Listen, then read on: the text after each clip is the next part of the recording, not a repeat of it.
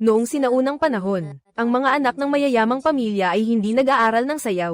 Ngunit noong ako'y 5 taong gulang, nakiusap ako sa aking ina na kumuha ng guro sa sayaw. Dahil alam kong, hindi kailanman makakapagtanggol ang mga lalaki sa mga mahuhusay at malambot na babae. Kaya't araw-araw akong naliligo sa gatas. Sa loob ng maraming taon, sa wakas, inalagaan ko ang aking sarili na kasing ganda ng mga bulaklak. At pagkatapos ay pinagkalooban ako ng utos ng emperador na maging asawa ng prinsipe ng Chu. Sa gabi ng kasal, nang ang prinsipe ng Chu ay tumingin sa aking mga payat na paa at hindi makaalis ng tingin. Alam kong nagtagumpay ako sa isang bagay. Ako rin ay pinakasalan ng prinsipe ng Chu sa taong ito. Pagkatapos ng kasal, sinunod ko ang mga alituntunin sa lahat ng bagay. Nagsikap akong maglingkod sa aking biyenan. Siya ang pinakamahinhin at maunawain sa lahat ng mga prinsesa. Sayang, ang aking pagiging masunurin at mabait ay hindi nagdala ng pagmamahal mula sa aking asawa, kundi ang kanyang malamig na pakikitungo at pagwawalang bahala. Ang paglapit at pag-aalaga ng aking biyenan ay pawang kasinungalingan din. Pinili niya ako bilang prinsesa ng Chuang, dahil lamang sa aking ama, na isang dalisay na boses sa korte, upang mabawasan ang pagdududa ng haring sa kay Prince Chu. Sa huli, naging emperador si Prince Chu, at pinangalanan siyang emperador, habang ako ay nakatanggap lamang ng titulong concubine dahil sa pagkakaroon ng 2 anak, at nagkaroon lamang ng pagkakataong maging concubine na may titulong Xianfei. Mas nakakatawa pa, na kami ay nagtalik, sa bisa lamang ng epekto ng gamot. Kung hindi, ayaw niyang hawakan ako magpakailanpaman. Hindi niya ako gustong mahalin ng asawa, at pinapabayaan at tinatakwil pa siya ng asawa. Hindi maganda ang buhay ko sa harem ni Haring Chu. Akala ko naman na hindi pa ako totally pinabayaan ng langit. Sa isang pagkakataon lang, nagdalang tao na ako ng anak na lalaki ng hari. Akala ko na dahil sa anak, mapapahalagahan ako ng asawa. Pero nagkamali na naman ako. Ang pagkakaroon ng anak ay lalong nagpalala sa kanyang pagkamuhi. Mas masahol pa nga, dahil sa hindi pagkakaunawaan sa mag-asawa. Nagsimula ring ayawan ng 2 anak ako.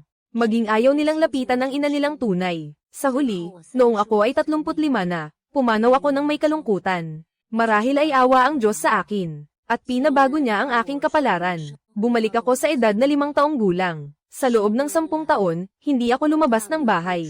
Hindi ako nakalabas ng pintuan. Pinagsisikapan kong pagbutihin ang sarili ko. Binabago ko ang sarili ko. Lahat ng ito ay para sa araw na dumating ang utos ng emperador na ipakasal ako. Dahil ito ay nakatakda, si Luyan ay magiging pinakamakapangyarihang tao sa buong mundo. Hindi ko basta-basta isusuko ang karapatang ibinigay sa akin. Gagamitin ko rin ang kanyang kapangyarihan upang maging pinakamahalagang babae sa mundo. Ngayon, ang lungsod ng Shengjing ay labis na masigla. Ipinagkaloob ng emperador ang kasal. Papangasawahin ako ng prinsipe ng Chu, si Luyan, bilang prinsesa. Maingat akong nag-ayos. Sumakay ako sa karwaheng pangkasal ng hari. Mula ngayon, ako na ang magiging asawa ng pamilya ng emperador. Naitala ang pangalan ko sa talaan ng kaharian. Tunay na reyna ng Chu, ang magiging reyna sa hinaharap, pati na ang emperatris ni Zhenjung. Kailangan kong mahawakan ng mahigpit ang ganitong katayuan. Hindi ko alam kung gaano nakatagal. Narinig ang boses ng opisyal, pakiusap, sipa ang pintuan ng karwahe, Ginoong Prinsipe.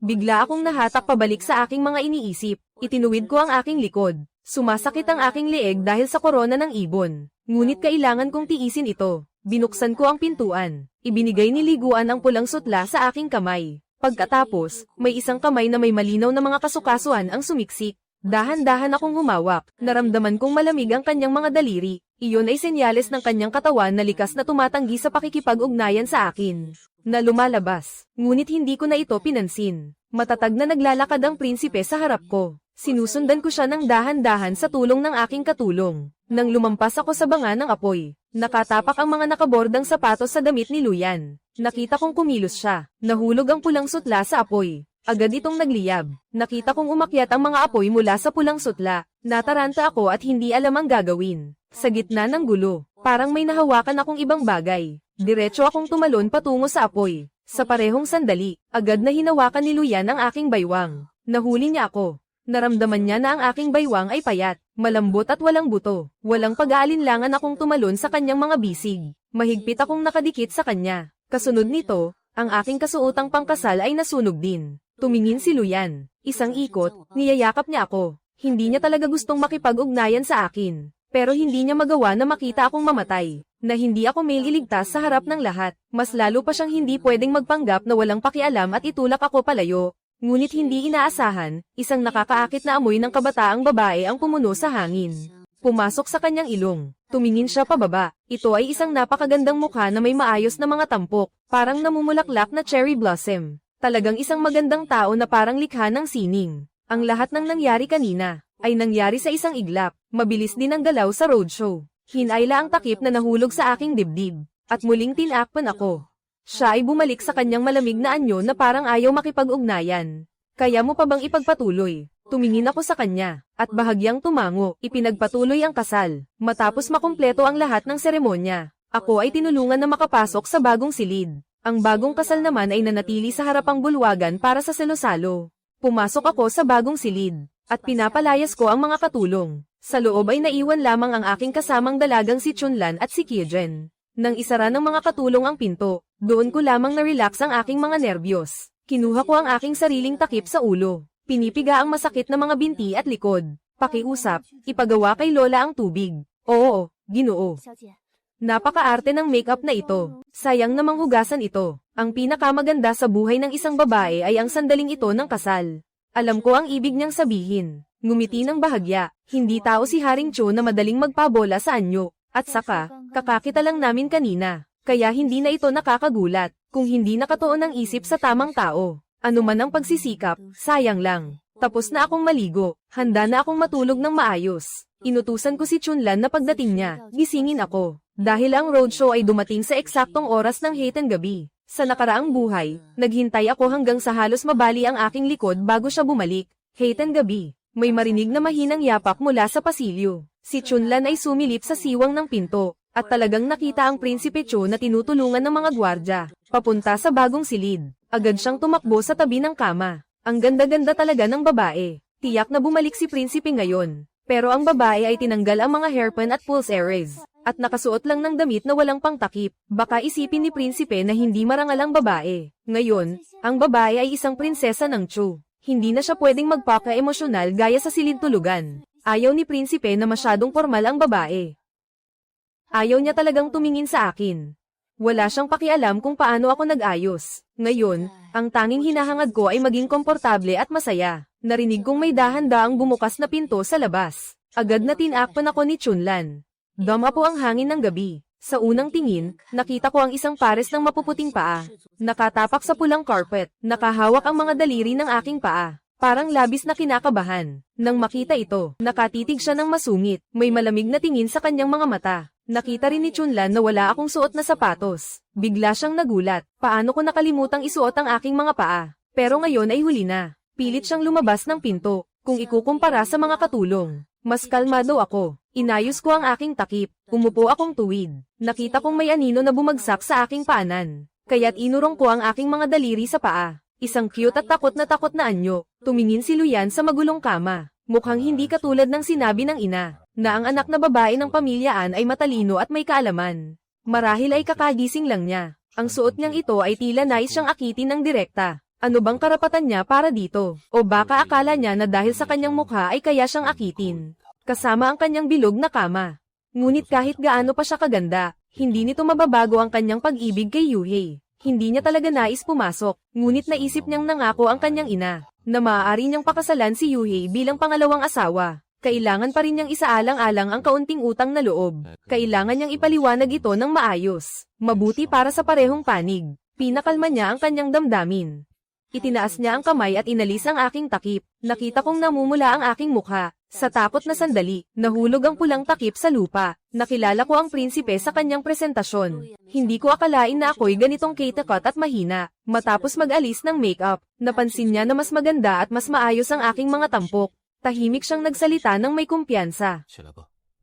Tayo'y mag-asawa na. Hindi na kailangan ng pagbati. Tumayo ako na parang isang mahina at malambot na sanga. Pulang-pula ang aking mukha. Pinagsama-sama ko ang aking mga daliri. Ang manipis na damit ay lalong nagiging kapansin-pansin, na lalo pang naglalarawan sa magandang baywang. Agad na umiwas si Shenlo sa kanyang tingin. Iayos mo ang iyong damit. Hindi marunong sumunod sa mga alituntunin. Pakiusap, one guy, hayaan mong ipaliwanag ko. Nasunog ang aking panlabas na balabal sa araw. Natatakot akong maapektuhan ang aking anyo. Pagkatapos pumasok sa kwarto, pinaghanda nila ako ng tubig para maligo. Plano ko sanang muling mag-ayos ng buhok. Siguro sobrang pagod lang ako. Hindi ko na malayan, nakatulog agad. Nakalimutan ko ang oras. Hindi ako nag-alala ang hari. Ako, natakot at mahiyain, lumayo sa gilid. Pinapanood ang mahina at timid kong sarili. Sa tingin niya, na natakot ata ako. Medyo nag-iba ang malamig na kulay sa kanyang mga mata. Bawasan mo ang tono, maupo ka na. Unang maupo ang prinsipe. Ngumingiti ako. Parang nakakagaan ng pakiramdam ang ngiti sa mukha ko. Biglang kumabog ang puso niya. Si Luyan ay tahimik na naupo sa tabi ng kama. Sana huwag mo akong tignan ng sobra. Palaging nakatago ang malamig na ekspresyon sa mukha mo. Nagpapanggap akong hindi ko maintindihan ang kanyang paglayo. Maluwag na umupo sa tabi niya. Napula ang pisngi ko. Sabi ni Manang Shi, huwag mong paniwalaan lahat ng sinasabi ni Manang Shi. May sasabihin ako sa iyo ngayon. Agad akong naputol ang salita, nakangiti ang maliwanag na mga mata, nanghihina ang tingin sa kanya. Prinsipe, sabihin niyo na. Napansin ni Lord Lo ang aking paglapit, biglang tumayo siya.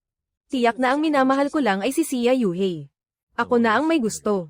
At nangako siyang mamahalin lang siya magpakailan pa man. Maliban sa kanya, wala nang ibang babae na kayang tanggapin sa puso ko. Kaya hindi ako makikipagtalik sa'yo. Mali ang mga sinasabi ni Mamang tungkol sa'yo. Tanging ang tunay na nagmamahalan lang ang nagtitiwala sa isa't isa. Sa paggawa ng ganon, nalaman ko na meron ng mahalang prinsipe. Simula nang dumating ang utos ng kasal sa tahanan ng An, sinabi na rin sa akin ng ina, na maaari lamang akong umibig sa kanyang kamahalan. Ngunit dati, hindi ko pa nakikita ang kanyang kamahalan. Paano ko naman siya may ibig?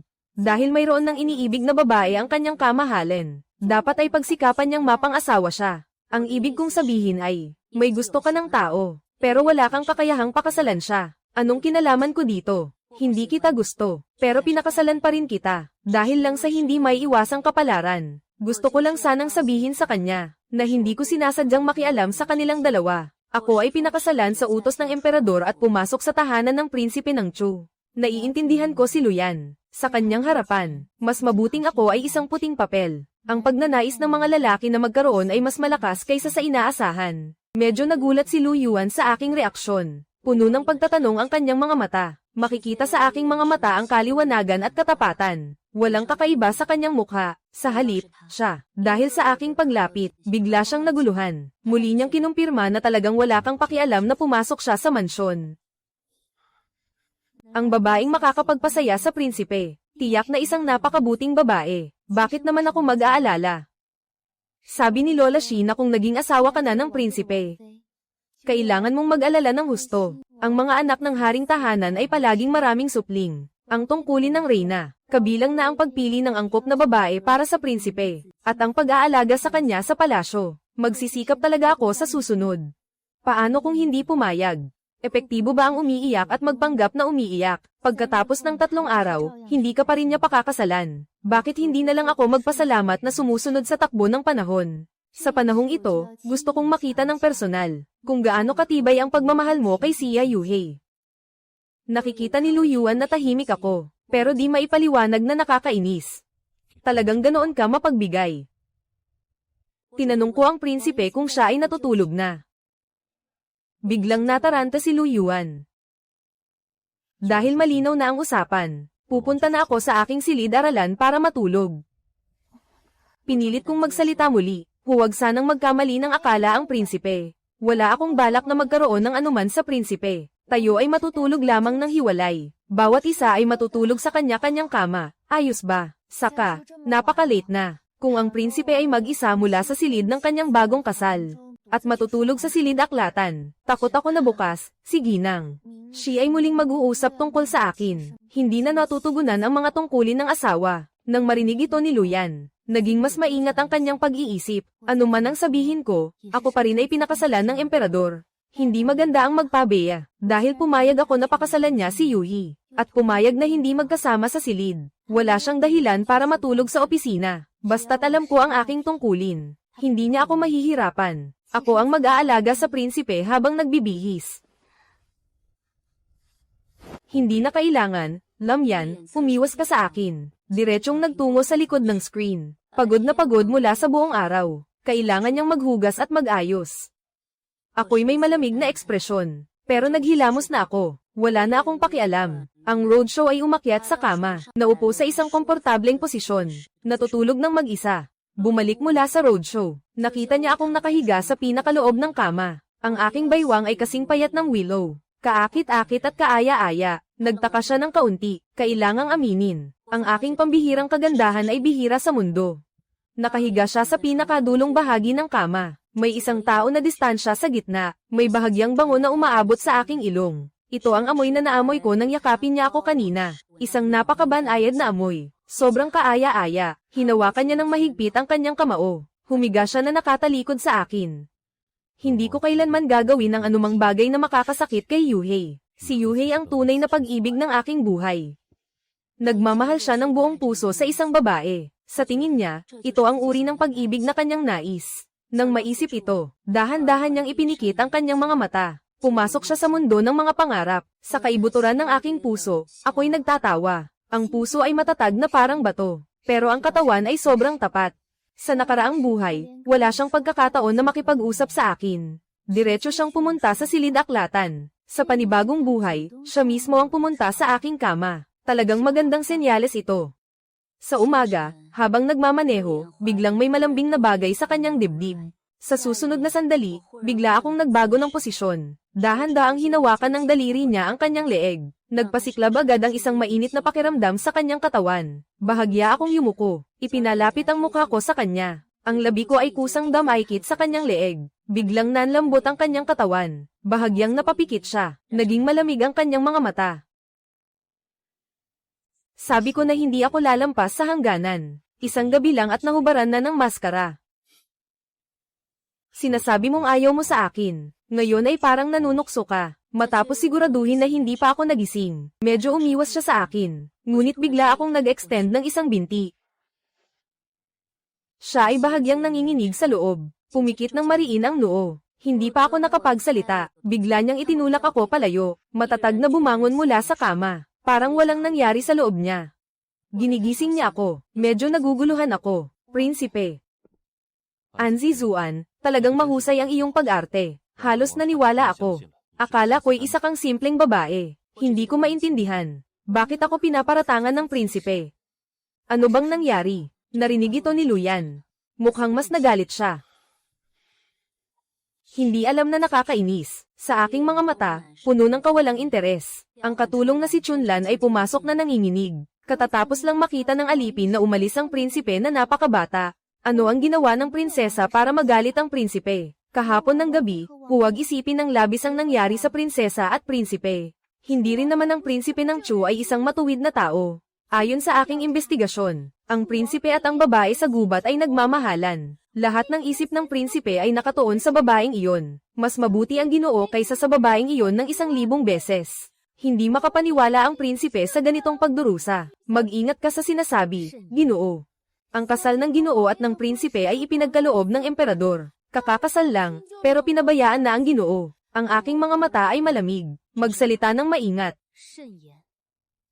Kung hindi mo alam ang mga patakaran, ipapadala kita pabalik sa iyong tahanan. Nanghihina si Kijen. Agad siyang tumahimik. Kasunod nito, pumasok si Shimo at ang iba pa. Kahapon ng gabi, hindi natuloy ang pagsasama ng prinsesa at ng prinsipe. Kahapon ko lang din nalaman na may puso ang prinsipe sa iba. Walang silbi ang mga itinuro sa akin ng lola. Talagang wala akong silbi. Talagang naghintay ang prinsipe para sa babaeng iyon.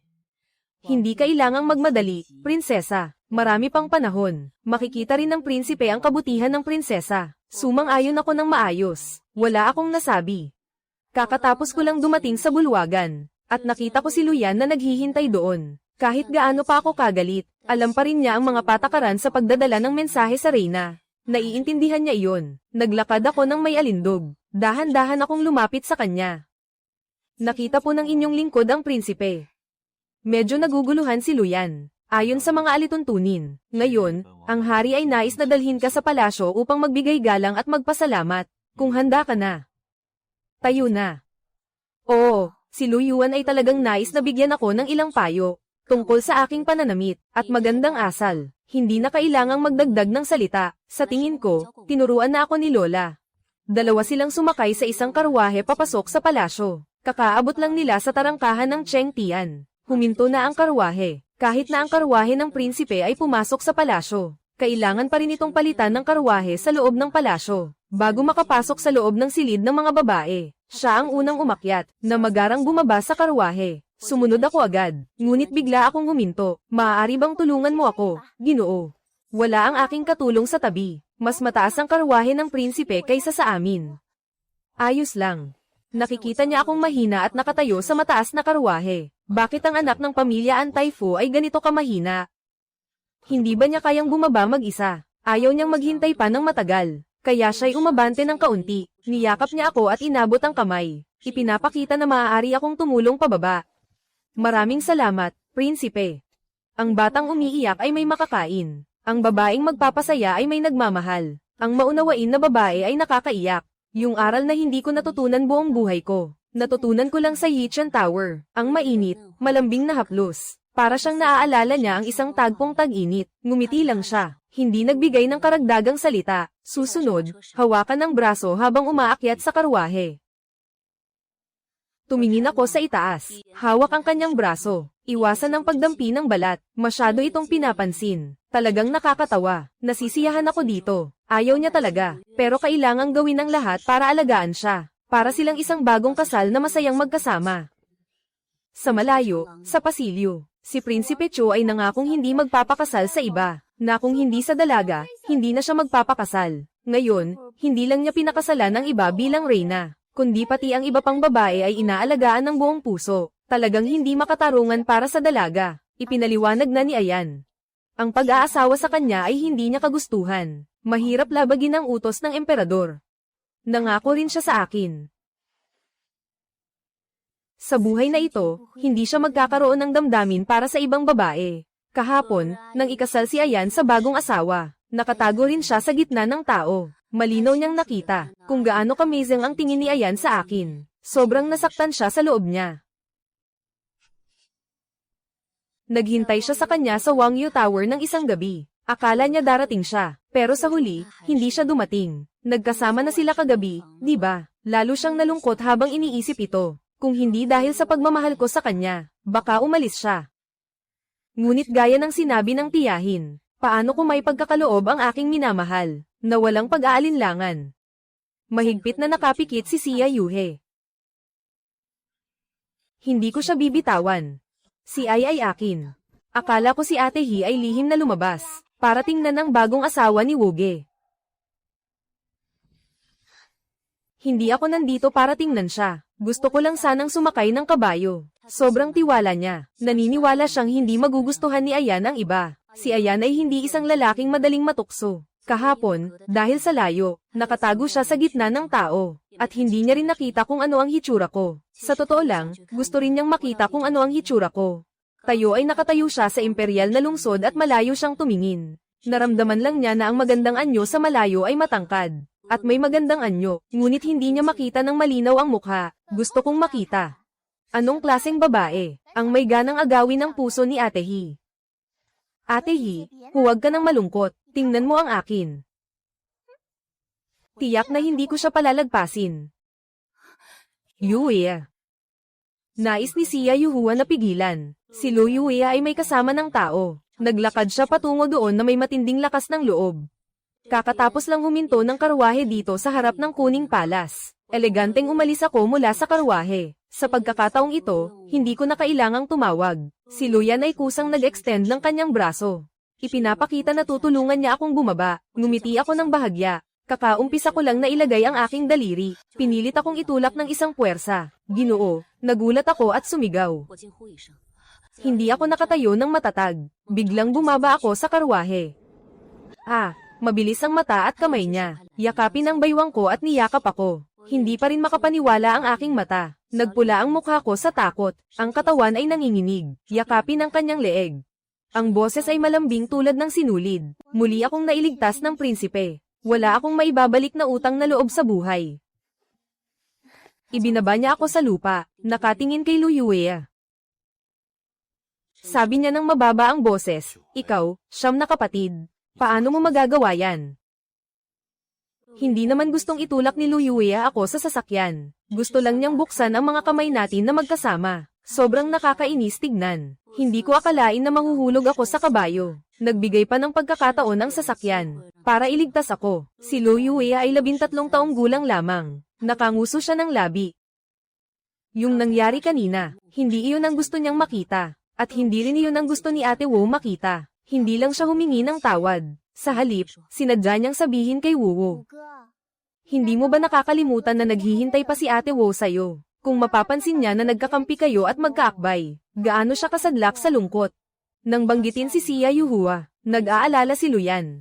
Nasaan si Yuhua? Alam kong dinala mo ang bagong prinsesa sa palasyo. Pumunta siya sa kabayo sa ranch. Pagkarinig nito, hindi na inisip ni Luyan. Lumingon at handang umalis. Mabilis ang aking mga kamay at mata. Nang magka-spray ng aking paa, nahawakan ko ang kanyang braso.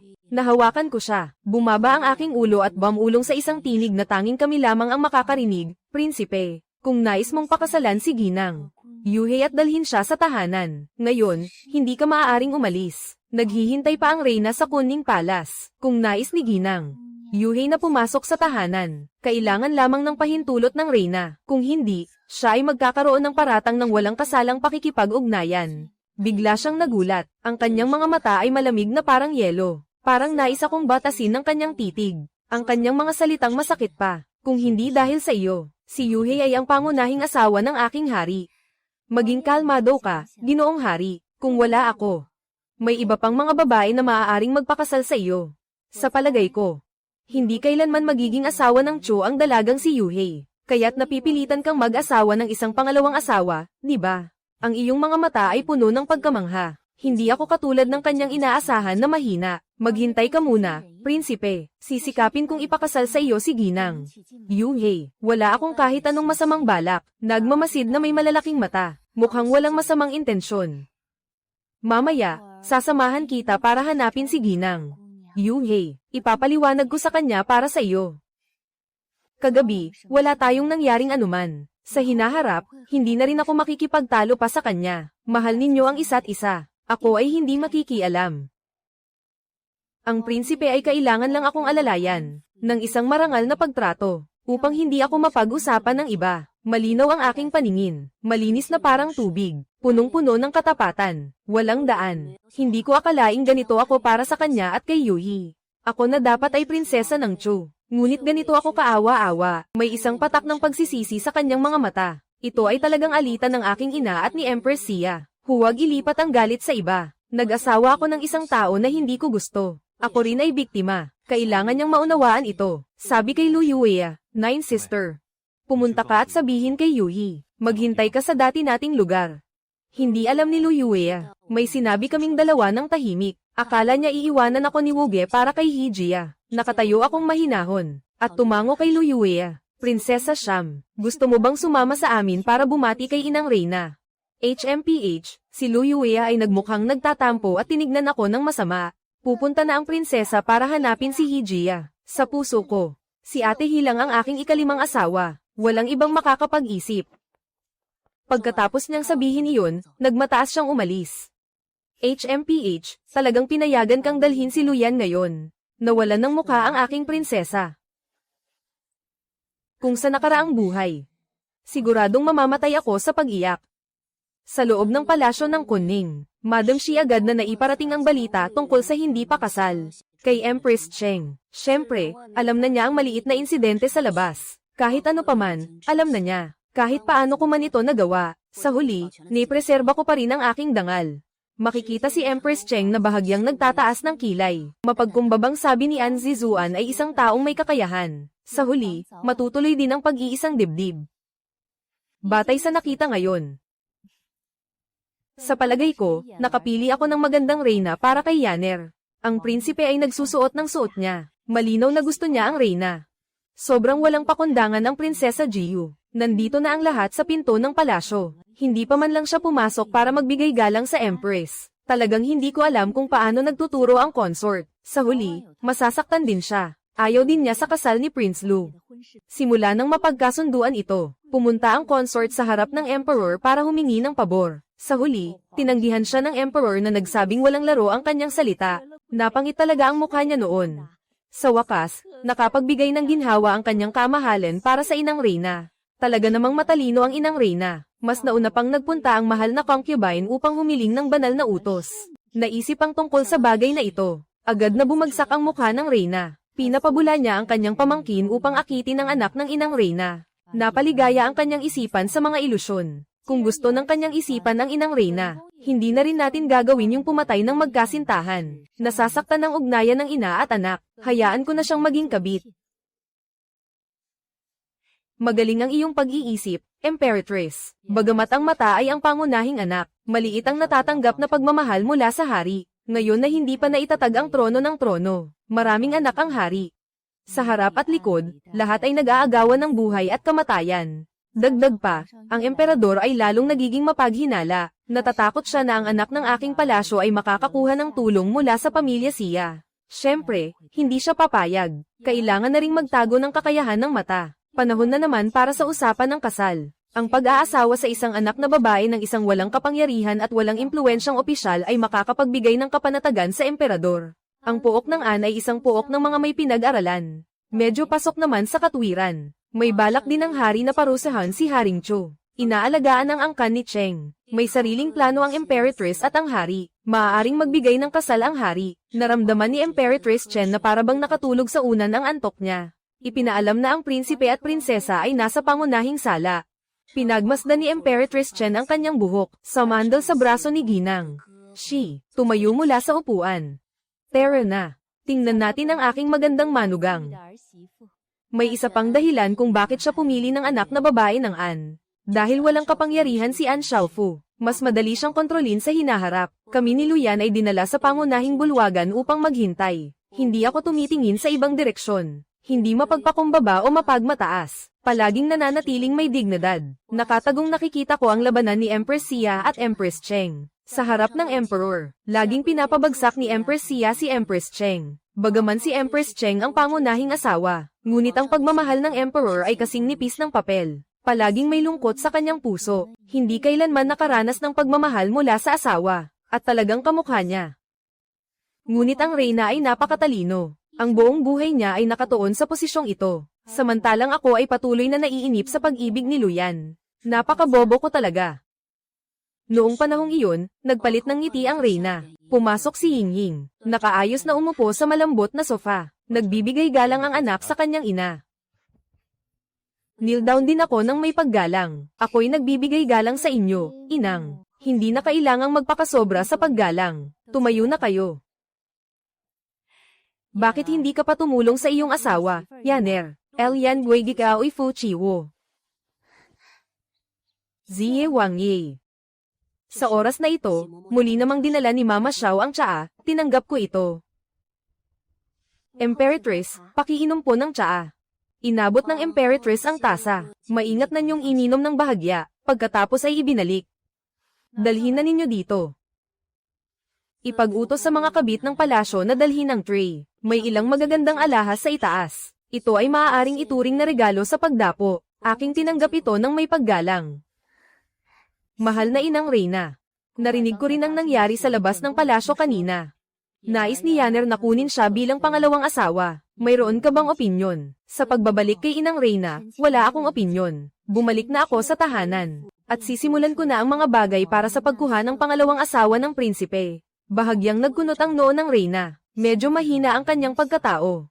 Mukhang hindi siya katapat ng tusong babae na si Xia Yuhei. Inanyayahan sila ni Mama Xi na maupo.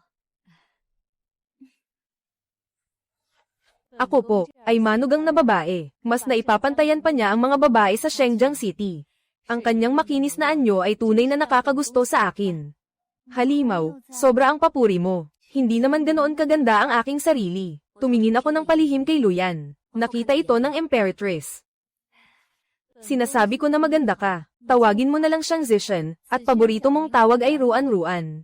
Sa hinaharap, katulad ng iyong ina, tatawag na lang ako sa iyo na Ruan-Ruan, ayos lang ba? Ang aking mahinhin na anyo ay malinis at walang masamang hangarin. Parang isang napakamaalalahanin at kapakipakinabang na pyesa. Noong nakaraan, dahil hindi ko nagustuhan si Luyan, at hindi sumunod sa utos ng Emperatrice, naging isang pawn sa kamay ng Emperatrice. Sa bandang huli, talagang napakatalino ni Xia Yuhua. Si Luyan ay para sa kanya. Halos nag-away sila ng reyna hanggang sa mawalan ng ugnayang mag-ina. Kahit na umupo na si Xia Yuhua sa trono ng reyna, si Xia Guifei at ang reyna ay magkasamang nag-enjoy sa karangyaan ng reyna ng mga ina, na nagpasakit sa akin hanggang sa ako'y magdugo. Sa buhay na ito, handa akong maging piyesa ng reyna. Kahit na anong paraan, kailangan kong maabot ang tuktok ng posisyon. Matapos ang agahan, umalis si Luyan sa dahilan na kailangan niyang pumunta sa silid ng emperador. Naiwan ako upang makipag-usap sa reyna. Ako'y nakaupo ng maayos at magalang sa malambot na upuan. Tapat ang reyna sa kanyang sinasabi. Hindi pa lumilipas ang 2 araw mula sa kasal. Talaga bang handa kang magpakasal at kumuha ng pangalawang asawa? Hindi ko nais, ngunit wala akong magagawa. Wala na akong ibang masabi. Mas mabuting payagan sila. Ang mga nagmamahalan ay nagiging magkasama. Hindi ba't ganito rin ang iniisip ng inang reyna? Kapag lalo siyang pinipigilan, lalo lang siyang magiging matigas. Mas mabuti pang hayaan na lang siya. Ang aking mga mukha ay napakapino at napakaganda. Ang aking anyo ay kalmado tulad ng banayad na hangin. Sa kanyang mga mata na kasing linaw ng kristal, walang kahit anong alon ang lumitaw. Parang talagang wala siyang pakialam. Tiningnan ako ni Emperatrice Chen ng ilang sandali, bigla siyang ngumiti. Talagang isang matalinong babae. Sa pagkakaroon ng isang mapagmahal na asawang tulad ni Ruan na nag-aalaga kay Yanner, ako'y nakatitiyak na. Lumaki si Xia Yuk sa hangganan mula pagkabata, medyo masigla siya. Si Yanner ay nahulog lamang sa pagkabagong karanasan. Sa hinaharap, si Xia Sefei ay papasok sa tahanan. Ang responsibilidad ng pagtuturo sa mga side consort ay ibibigay ko sa iyo. Paano magtuturo? Si Ruan ay dapat maglabas ng isang halimbawa. Sa huli, isa lamang siyang concubine. Ang mga lalaki ay dapat palaging pinapabola. Natural na pumasok siya sa iyong kwarto. Namula ang aking tainga sa hiya. Bahagyang nakayuko, tumingin lang ako sa tasa sa harap ko. Naiintindihan ko na. Mukhang ang nais mo akong akitin, Emperatrice. Kahit anong sabihin ko, kailangan mong tumugon sa akin. Simula pagkabata, palagi akong pinarangalan ng aking ama tungkol sa pagiging magaling sa parehong larangan ng militar at sibil. Mula pagkabata, matalino at mahusay. Pumasok sa pambansang sayaw ng espada at nakipaglaban sa maraming estudyante. Naging tanyag sa isang laban. Pagkatapos, ang Tribong Ho ay nagtipon ng 300,000 na sundalo upang salakayin ang Dakilang Zhou. Ang puwersa ng kaaway ay parang bagyong dumaan. Isang-isa, ang mga lungsod ng Dakilang Zhou ay nawasak. Sa edad na 15, ang prinsipe ng Chu ay nanguna sa ilang tao. Pumasok sa kampo ng kaaway. Nahuli ang pinuno ng kaaway na si Hu Tuibing. Sa laban na iyon, nanalo ang prinsipe para sa dinastiyang Zhou. Napakamasigasig ng prinsipe. Ito rin ay dahil sa masusing pagtuturo ng inang reyna. Nang banggitin ang mga nakaraang tagumpay, sumiklab ang pagmamalaki sa mga mata ni Reyna Cheng. Ngunit sa tuwing naiisip ang napakahusay na kakayahan ng kanyang anak, hindi ito nabibigyan ng halaga ng emperador. Hindi ko maiwasang magkunot ng noo. Ang pagpapalaki ng mga anak ay nagdudulot ng paakit sa sarili, kaya hindi sila pinapahalagahan ng emperador. Anong nangyari sa inang reyna? Isang pagdududa ang lumitaw sa aking batang pisngi. Si Yanner ay nakatuon ng isip sa babaeng iyon. Nakakabahala rin ito sa akin. Kaya't kailangan mong ilaan ang higit pang atensyon kay Yanner. Ako'y naniniwala na mauunawaan ng prinsipe ang hirap ng ina niya. May isang kasabihan sa bayan. Unang magtatag ng pamilya, saka magtatag ng karera. Noong hindi pa kasal si prinsipe, natural na malaya ang kanyang isipan. Hindi rin nakapagtataka na hindi siya binigyan ng ama ng mahahalagang tungkulin. Ngayon ay iba na. Naghihintay na lang na pumasok si Xia concubine sa palasyo. Ang prinsipe ay laging masipag at nagsusumikap. Nang marinig ito ng Empress, naging maliwanag ang kanyang isipan. Naging maliwanag ang kanyang mga mata. Magandang ideya ito. Ipapadala ko siyan sa harap ng Emperor para maghanap ng posisyon. Noon ay hindi kailanman pinapayagan ng Emperor na bigyan siya ng malaking responsibilidad. Ngayon ay iba na ang sitwasyon. Naihalal siyan na magpakasal. Siya na ang naging matanda. Hindi pwedeng magpalipas lang ng oras nang walang ginagawa. Walang dahilan ng hari na tumanggi. Sa ngayon, hindi pa naman kailangan ng malaking tungkulin. Nakangiti ang Empress. Anong ibig sabihin niyan? Hindi pa naitatag ang prinsipe na susunod. Lahat ng mga hari ay nagmamadali upang makamit ang mga gantimpala. Siyempre, upang makilala, kailangan nilang gumawa ng malaking gawa. Ngayon, ang mundo ay mapayapa. Kailangan lamang ng prinsipe na manatili sa tabi ng emperador, upang tulungan ng emperador sa mga alalahanin. Maraming malalaki at maliliit na bagay ang dapat asikasuhin. Sa talino ng prinsipe, sigurado akong madali niya itong magagawa. Ang mga gawain ng prinsipe ay maayos na naasikaso. Siyempre, masaya ang emperador. Lumalaki ang mga pupil ng reyna. Talagang ang anak ng may bahay ay may pananaw.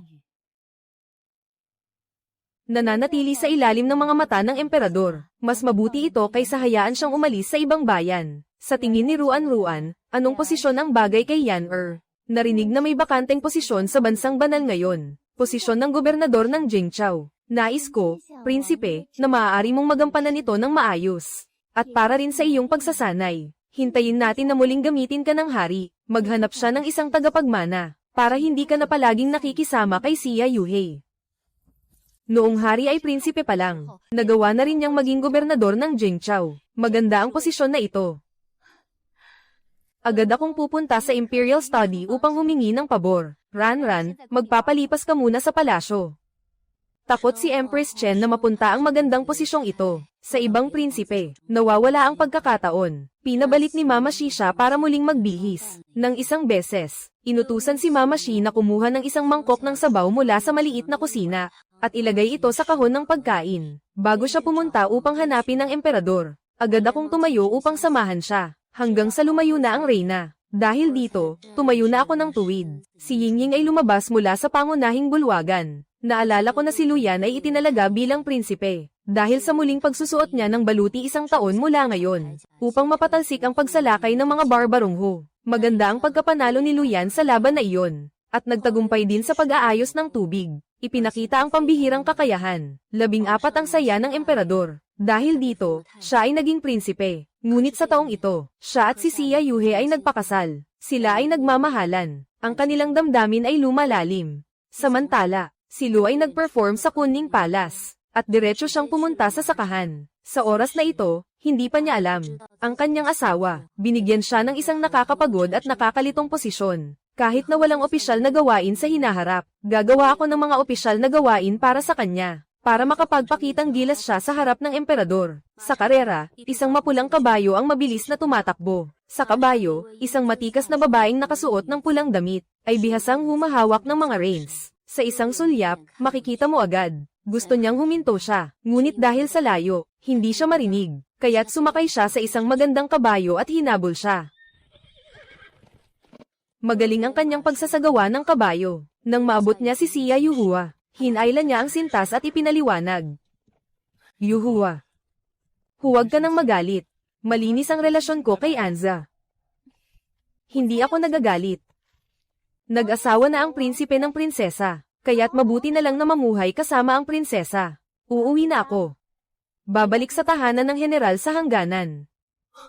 Nabahala si Luyan. Sumakay sa kabayo at mabilis na tumakbo patungo kay Xia Yuhei. Sinasabi pa na hindi siya galit. Umuwi ka na. Ano ang gagawin ko? Ang utos ng emperador sa kasal. Wala akong magagawa kundi sumunod. Ang pag-aasawa sa kanya ay pansamantalang solusyon lamang. Ang tanging gusto ko lang ay si Yuhei. Hindi rin nagpapanggap si Xia Yuhei. Masaya siya. Pumasok siya sa mga bisig ni Luyan. Ayan. Totoo bang wala kayong anuman?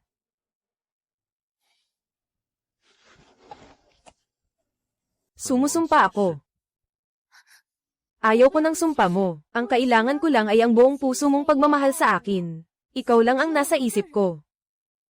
Ayos. Tinitiyak ko na ikaw lang ang nasa isip ko.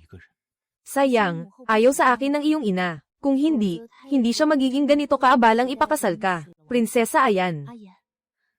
Ginawa ko ito para sa iyo. Talagang marami akong isinakripisyo. Dati, maaari akong hindi magpakasal sa iyo bilang pangalawang asawa. Maraming mga lalaki ang nag-alok sa akin ng kasal sa aming lugar. Maaari akong maging pangunahing asawa nila. Ngunit ikaw lamang ang nasa puso ko. Ayaw kong mapaghiwalay tayo. Lalo pang nasiyahan si Lu Yuan. Tiyak na hindi ipapakasal ng pamilya Xia ang kanilang anak na babae sa iba bilang pangalawang asawa. Ito ang kanyang garantiya. Kung makakamit niya ang tagumpay sa hinaharap, tiyak na ibibigay niya ang pinakamahusay para sa kanya. Alam din ng pamilya Xia, nasa maraming prinsipe. Ang pagkakataon ng Prinsipe Chu ang pinakamalaki. Kung hindi lang maganda ang relasyon ng reyna at ng hari, dahil sa kakayahan ng Prinsipe Chu. Natatakot akong matagal nang itinalaga ng hari si Prinsipe Chu bilang tagapagmana. Dahil walang anak si Empress Xia. Wala siyang pagkakataon sa Empress Dowager. Kailangan ng pamilya Xia na makahanap ng ibang paraan upang makaligtas. Sino ang mag-aakalang makikialam ang reyna, at pilit na inilagay ang ibang babae sa posisyon ng prinsesa ng Chu. Pero bakit yakap mo pa siya? Saan ba ako nagyakap sa kanya? Nakita ko na lahat. Hinalikan mo siya. Maganda ba siya? Pumasok sa isip ni Luye ang aking napakaganda at kaakit-akit na mukha. Naging matigas ang katawan. Nagtaka ng sandali. Ayos lang ba? Mas maganda ba siya kaysa sa akin?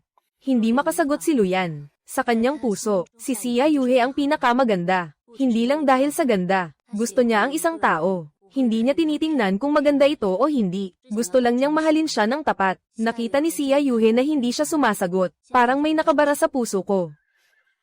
Ako ang pinakamagandang dalaga sa aming kapatagan. HMPH. Dapat mong tandaan. Ikaw ay nag-asawa ng pinakamagandang dalaga sa kapatagan. Ang makapag-asawa sa iyo ay iyong swerte. Ang sinasabi niya ay walang kahihiyan. Hindi nakapagtataka na hindi siya gusto ng Reyna. Kahit sino sa mundo, gaano man kataas ang pride, sino ang makakapagmalaki ng higit pa? Walang pakialam ang prinsipe sa kanyang roadshow. Ang tanging iniisip niya ay ang kanyang masiglang personalidad. Walang masamang balak. Gusto niya ang mga batang babae na may ganitong tiwala. Sinasabi niya na. Kaya't inaasahan kong ikakasal si Yuhua sa akin sa araw na iyon. Sinasadyang hinalikan niya ang kanyang mga labi. Ayan, kailangan mong pangakuan ako. Kahit gaano siya kaganda, hindi ka pwedeng magustuhan siya. Hindi ko siya gusto. Siguradong sagot niya. Hindi rin siya pwedeng magustuhan ka. Si Xia Yuhe ay nakangiti ng may pagmamalaki. Pero ang aking iyan ay sobrang gwapo. Hindi niya pwedeng hindi magustuhan ka. Naisip ni Luyan ng isang kakaibang pakiramdam. Totoo na hindi niya gusto si An Ziwan. Siya pa ang nagsusulong ng kasal nila. May isang salita si An Ziwan na tama. Sila ni Xia Yuhe ay nagkakasundo ng walang mediator. Natatakot lang ako na mas lalo pang mawalan ng pag-asa ang ama sa kanya. Umalis na tayo. Ang bilis mong umuwi. Dati hindi ganyan si Ayan. Siguro dahil kay Anzian. Mahal niya siya. Kailangan ko pang magpaalam kay ama. Naging malamig ang kanyang boses. Nagbibigay ng hindi matatawarang pakiramdam ng kapangyarihan. Sa kabilang banda, talagang humingi ang Reyna kay Haring Chu ng posisyon bilang gobernador ng Jingzhou. Sa kanyang kasiyahan, biglang tumawa ng malamig ang emperor. Bata pa, ang ganda, walang alalahanin, walang problema, matapang at walang takot. Huwag maghanap ng posisyon kung hindi ka naman maghahanap. Sa totoo lang, si Yanner ay may mataas na ambisyon. Noong bata pa siya, ay inilapag ng emperador ang kanyang mga dokumento sa mesa. Siyang nagpalala sa kanya, kaya siya naging ganito ka walang pakialam. May ambisyon siya, kaya hindi siya nag-iisip tungkol sa mga babae buong araw. Maghapon na walang ginagawa. Ang mukha ng Reyna ay nagiging asul at puti. Mahal na hari, alinman sa inyong mga salita ay hindi nagmamalasakit sa kanya. Isipin mo kung gaano siya noong bata pa. Sabi ng Reyna, habang nagsasalita siya, nagsimula siyang balikan ang mga tagumpay noong kabataan. Lahat ng ito ay dahil hindi siya gusto ng emperador. Kaya't walang kasalanan na nadamay ang anak na hindi pinapansin ng emperador. Nakatitig ang emperador na may nakakunot na noo. Ang nakabibinging sigaw ay umabot sa buong bulwagan. Tama na ba ang gulo mo? Isang kagalang-galang na Reyna. Anong klaseng asal ito? Ganito na lamang ba ang ugali ng Reyna? Nanginginig ang katawan ng Reyna sa takot sa sigaw. Hindi siya natatakot, kundi dahil sa mga nakakabinging salita ng emperador, na parang matatalas na talam na humahagod sa kanyang puso, na nagdudulot ng labis na sakit, na siya'y nagdurugo. Isang malakas na tunog. Ang pinto ng silid ng emperador ay itinulak, at nakita si Luyan na may malamig na ekspresyon sa labas. Yanner, hindi ka pa ba magpapalam sa iyong amang emperador? Luyan ay nagtago ng lamig sa kanyang mga mata, at naglakad papasok.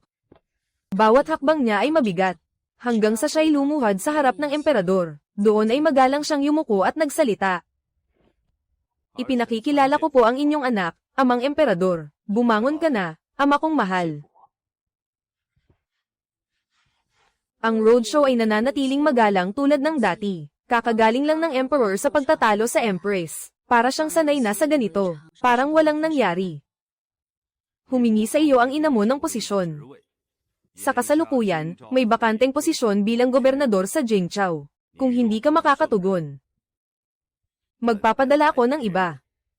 Ito ay dahil sa iniisip niyang tatanggihan niya, kaya sinabi ang huling pangungusap. Tiyak na hindi ko bibigwin ang mataas na inaasahan ng aking ama at ina. Salamat, ama. Inabot ni Luyan ang kanyang kamay. Ang kanyang mga daliri na may malinaw na mga kasukasuan ay mahigpit na nakapulupot. Ang lakas ay tila nagpapakita ng mga nakakatakot na puting buto. Itinalaga si Luyan bilang gobernador ng Jingzhou. Nakatagong masaya ang reyna, ngunit hindi siya makapagpahayag. Ayaw man lang tingnan ng emperador sila. Uminom ka na. Amang emperador.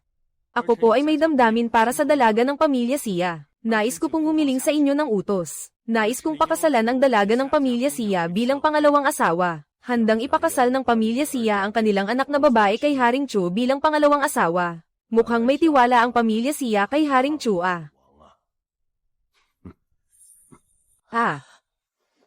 Sa ganitong oras na, bakit kailangan pa niyang pakasalan ang babaeng iyon? Ang emperador ay may malungkot na anyo. Matapos ang ilang sandali, sinabi niyang ang ganitong maliliit na bagay ay hayaan na lamang sa iyong inang reyna. Ano sa palagay ng reyna? Biglang ngumiti si Emperatrice. Si Yan ay nagpakasal na sa prinsesa. Kailangan bang magpasok ng tao sa palasyo? Dapat ay desisyonan ito ng prinsesa. Sige, ganito na lang ang pasya. May plano rin ng emperor. Walang utos ng emperor tungkol sa kasal. Tiyak na hindi natuwa si Xia Jia. Si Haring Chu ay pinayagan ng anak na babae na maging kasintahan. Ako, ang anak, nagpaalam na. Nais ko sanang humingi ng isang marangal na posisyon para kay Xia Yuhei. Ngunit hindi ito nangyari ayon sa plano. Sa huli, ang kapangyarihan ay napunta sa akin. Pagkatapos umalis ni Emperatrice Chen, naramdaman ko na medyo nakakapagod sa palasyo. Pinayagan akong maglakad sa hardin kasama ang mga babae ng palasyo. Sa panahong ito, panahon ng pamumulaklak ng mga bulaklak, ang buong hardin ay puno ng mga bulaklak na naglalaban-laban sa ganda. Sobrang ganda ng mga bulaklak na parabang tumutulo ang kanilang nectar. May bahagyang ngiti sa aking mukha. Talagang palasyo ito ng reyna. Napakalaki at napakaganda. Medyo mainit ang panahon. Pumunta ka at kumuha ng isang pamaypay. Sa pamaypay na may gintong gilid at borda, may nakaburdang dalaga na humahabol sa paru-paro. Ang dalaga ay may magaan na anyo. Ang umiikot na katawan ay tila sumasayaw. Makikita mo akong dahan-daang lumalakad. May magandang anyo, parang mga sali ng mga willow na sumasayaw sa hangin ng tagsibol. Ang aking mga mata ay malalim at malabo. Isang awit ng pulang damit ang umaawit. Parang may libo-libong salita sa aking mga mata. Ganap na nalulumbay sa aking sariling mundo. Nang bumalik ang roadshow sa Kunming Palace, saktong nakita ang aking magagandang galaw. At narinig ang aking kaakit-akit na tinig. Parang biglang nawala ang bigat sa kanyang puso. Ang ngiti sa aking mukha, parang kayang tunawin ang lahat ng lamig sa mundo. Ngayon lang niya nalaman, na si An Zishan ay nag-asawa sa kanya na may magandang hangarin. Inaasam niyang makasama ang kanyang asawa, sa buhay na puno ng kasiyahan. Ang reyna ay puno ng galit, na bumalik ng mas huli kaysa kay Luoyan. Mas lalo pa siyang walang mood na mag-enjoy ng kanta at sayaw. Biglang nakita na puno ng tao ang hardin. Hindi niya alam kung ano ang nangyayari. Sumigaw siya ng malakas, at lahat ay nagsimula magtungo sa isang direksyon. Biglang nagkahiwa-hiwalay ang mga kabit at eunuch sa paligid. Hinto ang ingay sa hardin. Pagtingin ko, nakita ko si Luyan at si Emperor Teng Chen na parating. Natatakot na nawalan ng kulay ang mukha niya. Biglang nadulas at bumagsak sa lupa. Kasunod niyon, humiiyak ako ng malakas. Lahat ng katawan ko ay nanghina. Anong ginagawa niyo kanina? Pasensya na po, Emperatrice. Nakita ko na ang hardin ay napakaganda at kaakit-akit. Di ko napigilan. Habang nagsasayaw sa hardin, nadulas at nadapa. Naging reyna siya dahil sa galit ng emperador. At hindi naman ako masisisi. Sige, magsalita ka na ng malamig. Ako'y kumagit sa aking labi at gustong bumangon. Ngunit ang sakit sa aking bukong-bukong ay hindi matiis. Ang aking mukha ay mapatla sa sakit. Makikita mong pawis na pawis ang aking noo. Hindi ko alam ang gagawin. Nakita ni Luyan na nakapantay ang kamay ko sa bukong-bukong ko. Maingat na nagtatanong. Na-spray ng pa ako. Parang ganun nga. Nagpadala si Tayi ng isang doktor at isang palasyo na babae para tulungan akong tumayo. Nahihirapan akong tumayo. Dumaan ang matinding sakit sa bukong-bukong ko. Sakit na nagpasigaw sa akin, parang umiikot ang luha sa mata ko. Hindi makagalaw ng kahit isang hakbang. Isang hakbang na pasulong, tumawid ng mabilis. Yakapin ako, patungo sa loob ng palasyo. Nabigla akong napadilat, nakanganga na nakatitig sa kanyang mga mata at mukha. Nananatiling malamig at matigas ang mukha niya. Mas lalo pang naging magaspang ang kilos. Ipinahiga niya ako sa malambot na sofa. Walang kahit kaunting awa. Bago dumating ang manggagamot, susuriin ko muna kung may pinsala sa buto. Ang aking magagandang mata ay kumikislap. Kaya rin ng prinsipe ang magpakita. Ayaw magpaliwanag. Ito ay isang kaalaman na dapat taglayin ng isang sundalo. Sayang, hindi na siya makakabalik sa digmaan. Nagmumukha siyang kasuklam-suklam sa sarili. Tinalikuran na siya ng kanyang ama. Siya mismo ang humila ng aking palda. Inalis ang aking sapatos at medyas. Makikita ang aking perpektong mga paa na namumula. Ang aking bukong-bukong ay namaga ng husto. Dahan-dahan niyang pinindot ang aking paa. Dahil sa sakit, biglang napaluluha ako. Sabihin mo lang kung masakit. Mas maganda kung masabi mo. Hindi ako mapigilan ng luha. Niririp ko ang mata ko. Yumuko ako. Dahil sa sobrang sakit, minsan sinimulan ko pang kumagit sa likod ng kamay ko. Never pa akong nakakita ng babae na takot sa sakit sa ganito. Hindi pa nga siya nakakagawa ng kahit ano. Mas masakit pa kapag nilalagay ang yelo mamaya. Hindi naman nasira ang buto. Saka lang naipit. Unang nilalagay ang yelo bago maggamot. Kukunin ko na ang yelo. Haring prinsipe, masakit ba ang gamot na ipinapahid? Oo, masakit talaga. Magtiis ka lang. Humigpit ang tuhod ko. Lahat ng katawan ko ay nakayuko sa malambing na sopa. Nakakunot ang noo. Yung mga mata niya ay parang malalim na lawa. Punong-puno ng malinaw na luha. Parang mga perlas ang mga luha sa pisngi niya. Maputi ang mukha niya na may bahid ng pamumula. Ang ganda ay nakakalungkot. Hindi na mag-apply ng gamot, ha? Kung hindi mo gagalawin, hindi na masyadong masakit. Hayaan mo lang itong unti-unting gumaling. Hindi ice pack, hindi gamot. Huwag mong asahan na gagaling ang paa mo. Natatakot akong manghihina, kaya tumuwad ulit ako. Kaya ko pang tiisin. Ayaw kong maging pilay. Wala siyang magawa kundi umiling. Agad na nagdala ng yelo ang mga katulong. Nang humawak ang yelo sa bukong-bukong. Masakit ng kaunti. Nakita ng katulong, kaya't hindi na siya naglakas loob. Kahit na bahagyang humawak sa akin. Nanginginig ako sa sakit sa buong katawan. Hindi na siya makatiis. Paano ka mawawalan ng pamamaga kung hindi ka magpupuwersa? Sino ang magtatangkang hindi sumunod sa mga dalagang bayang ito? Subukan mong dagdagan ang lakas. Mas lalo akong nasaktan kaya't matinding kinagat ko ang likod ng aking kamay. Dahil dito, nagkaroon ako ng mga sugat sa likod ng kamay. Tinitingnan niya ako sa ganitong kalagayan. Parang gusto na akong mawalan ng malay sa sakit. Muli, sinabi sa mga kasambahay na mali ang kanilang lakad. Ako na ang gagawa, kayo na muna ang umalis. Ang mga kasambahay ay parang nakahinga ng maluwag. Agad silang umalis. Nakita siyang nakaupo sa mababang upuan. Dahan-daang hinahawakan ng aking mga paa. Ang malamig na dulo ng kanyang daliri ay dahan-daang umiikot sa aking bukong-bukong. Sinusubukan akong sanayin sa sakit. Huwag mo nang kagatin ang kamay. Kapag kumagat ka ulit, kailangan na namang gamutin ang kamay. Hawakan mo ang aking bisig. Mag-isip ng ibang bagay para ma-distract. Nodded ako ng maayos. Isinandal ang dalawang kamay sa kanyang braso. Sa susunod na segundo, nagtagpo ang yelo at sakit. Hawak na hawak ko. Mahigpit kong pinipiga. Nararamdaman kong lumalakas ang kanyang puwersa. Ngunit hindi na ako gumagalaw.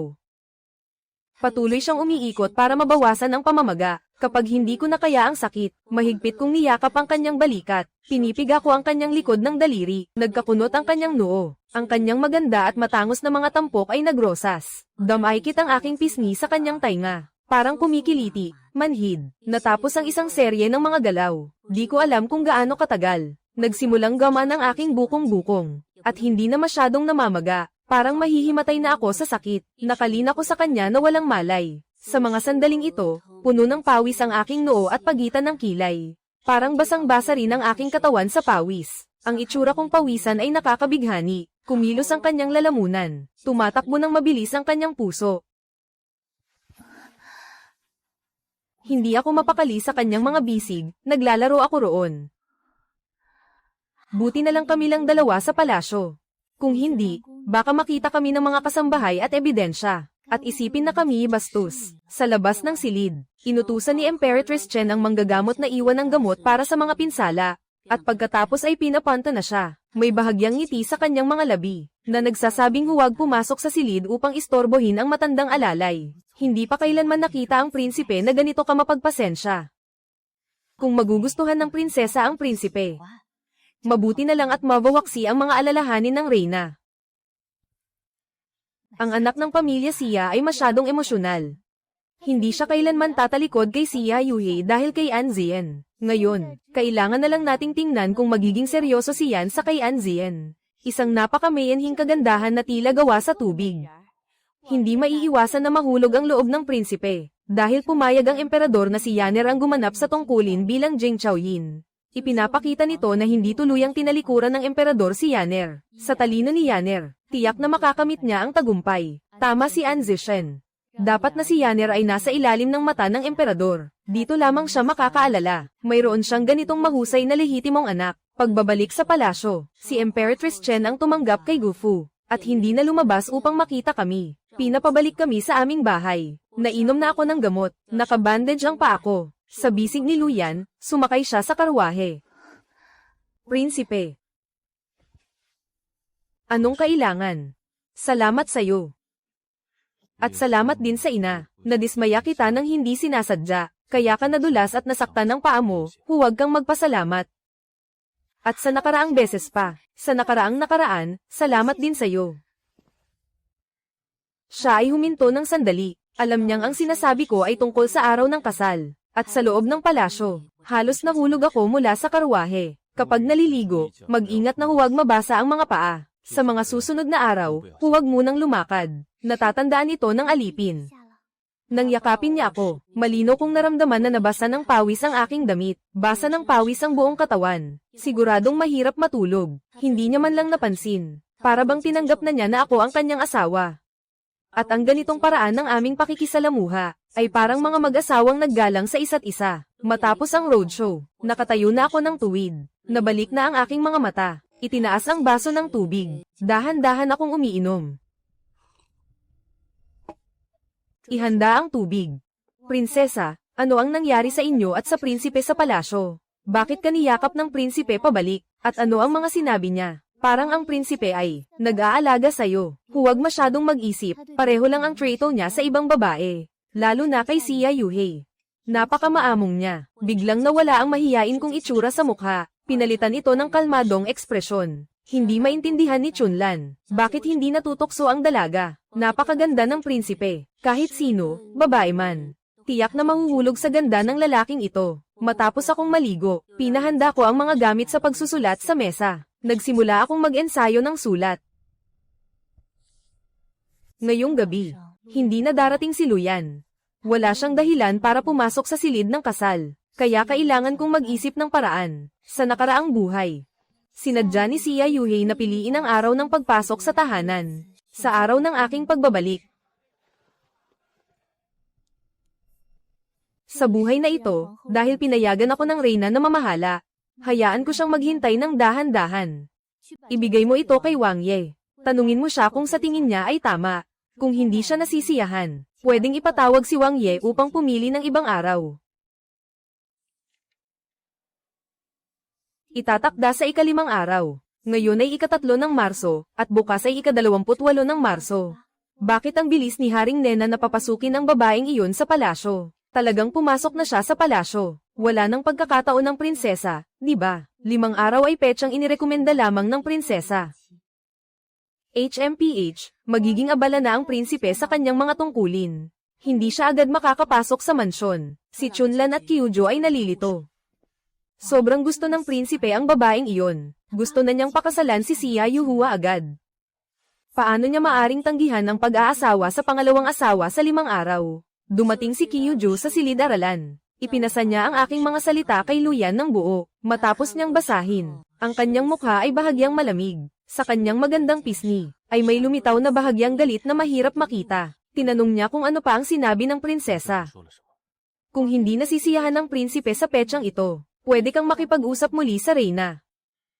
Noon, si Xia Yuhei at si Luye ay nag-usap tungkol sa ika-24 ng Marso. Na isang magandang araw, ngunit ang ika-28 ng Marso ay ang araw ng alaala ng taong iyon. Itong lihim ay matagal nang nasa kanyang puso, walang nakakaalam nito. Sabi ni Wang Fei. Malamang alam niya kung ano iyon. Imposible. Walang nakakaalam. Sadyang napaka-coincidental ng araw na pinili niya. Palitan ang araw. Kailangan talagang humanga ni Kyujo sa prinsesa. Talagang mahuhulaan niya ang mga bagay. Sobrang kahanga-hanga. Ngunit, hindi ba't sabik na sabik ang prinsipe na pakasalan ng kanyang pangalawang asawa? Tama, ang ika-28 ng Marso ay talagang pinakamainam na araw. Kung kailangan palitan ng araw, maaaring makipag-usap ang prinsesa sa prinsipe. Hindi na kailangan. Nang lumabas siya, bigla siyang nagmukhang malamig. Natakot si Kyujo at agad na umatras. Naramdaman niyang hindi ito makatwiran. Parang gusto nang pumatay ng mata ni Haring Wang kanina. Nang umikot si Chiju, narinig niya si King Chu na nag-utos na magdala ng alak. Agad siyang bumalik sa palasyo ng prinsesa. Sa sarili niya, iniisip niya na talaga namang walang katapusang kababalaghan. Anong nasabi ko na nakasakit kay King Chu? Nang mag-aral ako ng ilang sandali, nakaramdam na ako ng pagod. Magpapahinga muna ako sa kama sandali. Nais ko lang sanang isipin na hindi pa ako nag-ensayo ngayon. Pagbalik ni Kijen, sinabi niya ang tungkol sa sitwasyon sa silid aklatan, prinsesa. Sinabi rin niyang nagalit ang prinsipe. Nakita kong nagdala si Ling ng maraming barrels ng alak doon. Mukhang gusto ng prinsipe na malasing at makalimot. Matapos kong marinig yun, wala akong pakialam. Hayaan na lang siya, gusto niyang pakasalan si Sia Yuhua. Darating din ang araw na hahanapin niya ako. Naalala ko noong nakaraang buhay, tuwing ika-28 ng Marso. Hindi kailanman pinapansin ni Luyan ang mga concubine, kahit si Sia Yuhua pa. Hindi ko alam kung may espesyal na kahulugan ang araw na iyon. Ngunit para kay Luyan, talagang may malaking kahulugan ito. Sa panahong ito, si Lu ay lasing na pumasok sa aking silid. Walang pakialam na lumusot sa likod ng screen. Nakita ang tanawin sa harap. Sa kanyang mga mata, may kaunting pagkalito. Ngunit hindi niya maalis ang tingin sa babae sa harap. Ang babae sa harap ay napakaganda na nakakabighani. Ako ay nagulat na naguluhan. Agad kong inangat ang manipis na kumot upang takpan ang aking sarili. Parang hindi ko na ito natakpan. Kinagat ang pulang labi at nagkunwaring galit. Bakit hindi ka kumatok nang pumasok ang prinsipe? HMM. Dito ba ang luna ng buwan? Dito ba ang silid tulugan ng prinsipe? Lahat ng ito ay sa akin. Aking mga bagay. Pumasok ako sa aking palasyo. Bakit kailangang pumatok? Ikaw, ang iyong kuya. Sabi niya, aalis na siya sa kama. Agad siyang tumakbo papunta sa akin. Hindi ko rin naman plano. Iwasan siya, pero sa sumunod na segundo, may mainit na haplos sa kanyang braso. Diretsong pinatumba ako sa ilalim niya. Nilinggan ko ang kanyang kilay. Punong-puno ng pagtataka ang mata ko. Nalaman ko na ang lasing ni Lu ay sobrang cute. Sino ang mag-aakalang siya ang magiging matatag na leader ng Great Zhou Dynasty? Isang malamig at walang pusong emperador. Dahan-daang hinaplos ko ang kanyang pisngi. Mahinang tanong ko, bakit po kayo umiinom ng ganito kalaki, Wang Ye? Hindi ako uminom ng marami. Pagaling. Luyan, o Luyan. Ganoon na lang ang pagmamahal mo kay Sia Yuhei. Ginoo. Tingnan mong mabuti. Ako si Anzex Ian. Hindi si Ginang. Sia, bigla siyang nakaisip, parang may bagay na kailangang pag-usapan sa akin. Sabi niya nang walang kaparirakan. Sige, bukas na lang.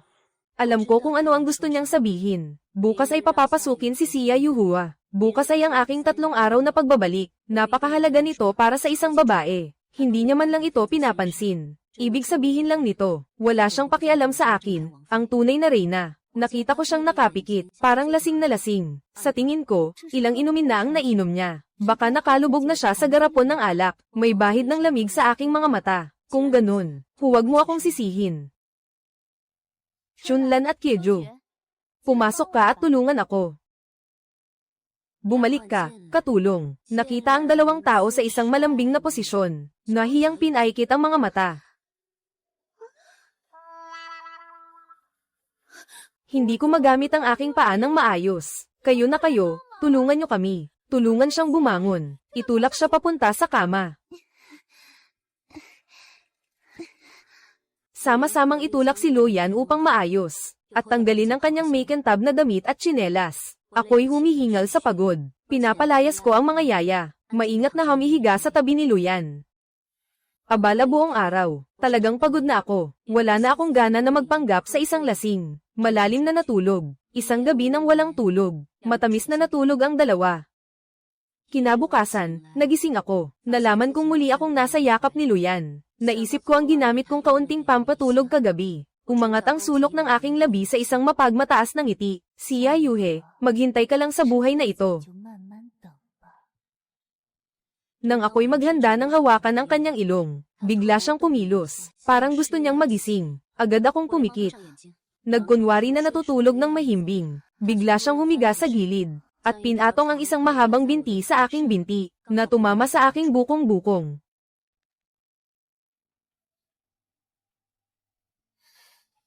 Hindi ako si Ginang. Siya, tingnan mong mabuti. Nagising siya sa aking malambing na sigaw. Nang buksan niya ang kanyang mga mata, nakita niyang may yakap siyang tao. Biglang sumagi sa kanyang isipan ang eksena ng kanyang pagpasok sa kwarto kagabi. Para siyang masakit ang ulo niya ng husto.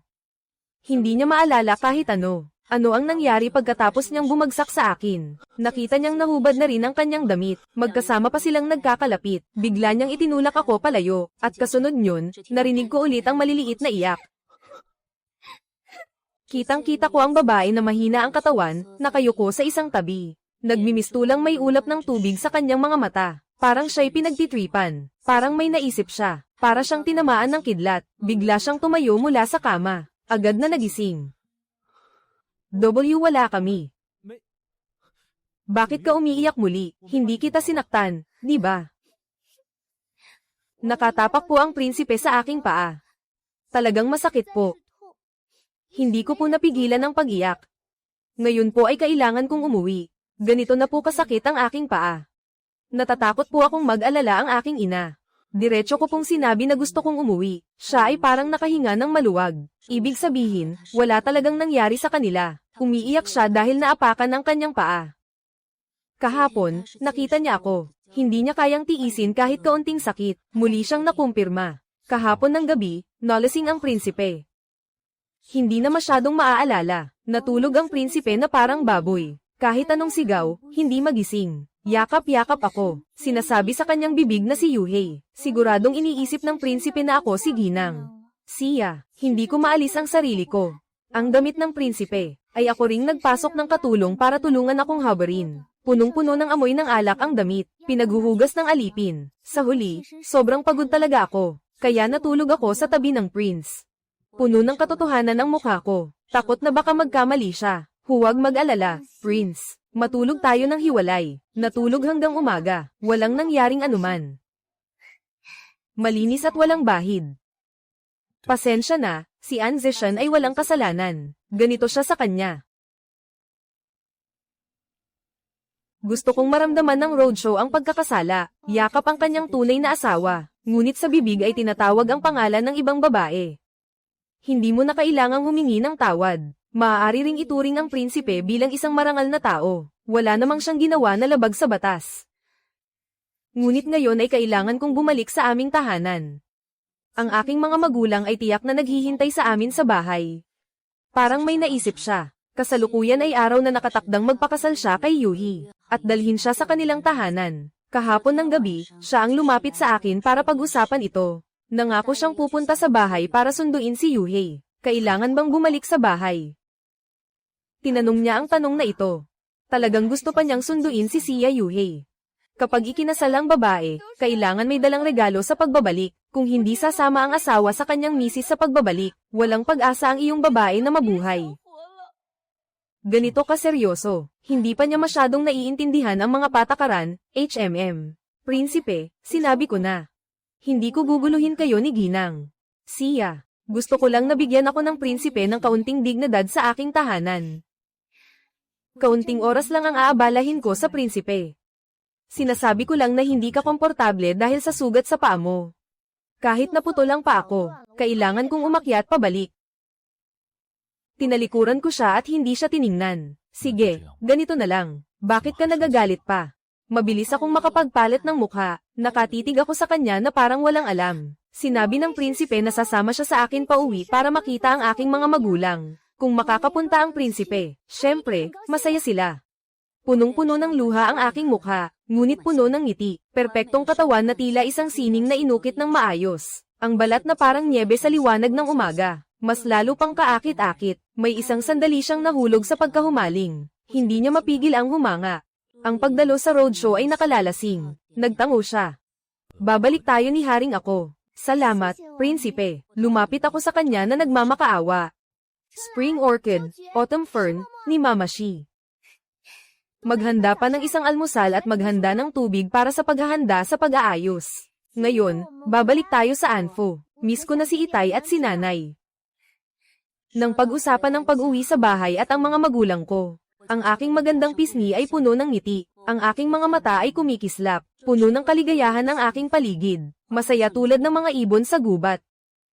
Nang matapos na ang dalawa sa kanilang paghahanda, lumabas sila sa harap ng isa't isa. Nagtaka ang dalawang tao ng sabay. Dumapo ang liwanag ng umaga. Ang mga ulap sa kalangitan ay tila bumabagsak. Nakatayo ang dalawang tao sa bakuran. Para silang magkasintahang Diyos.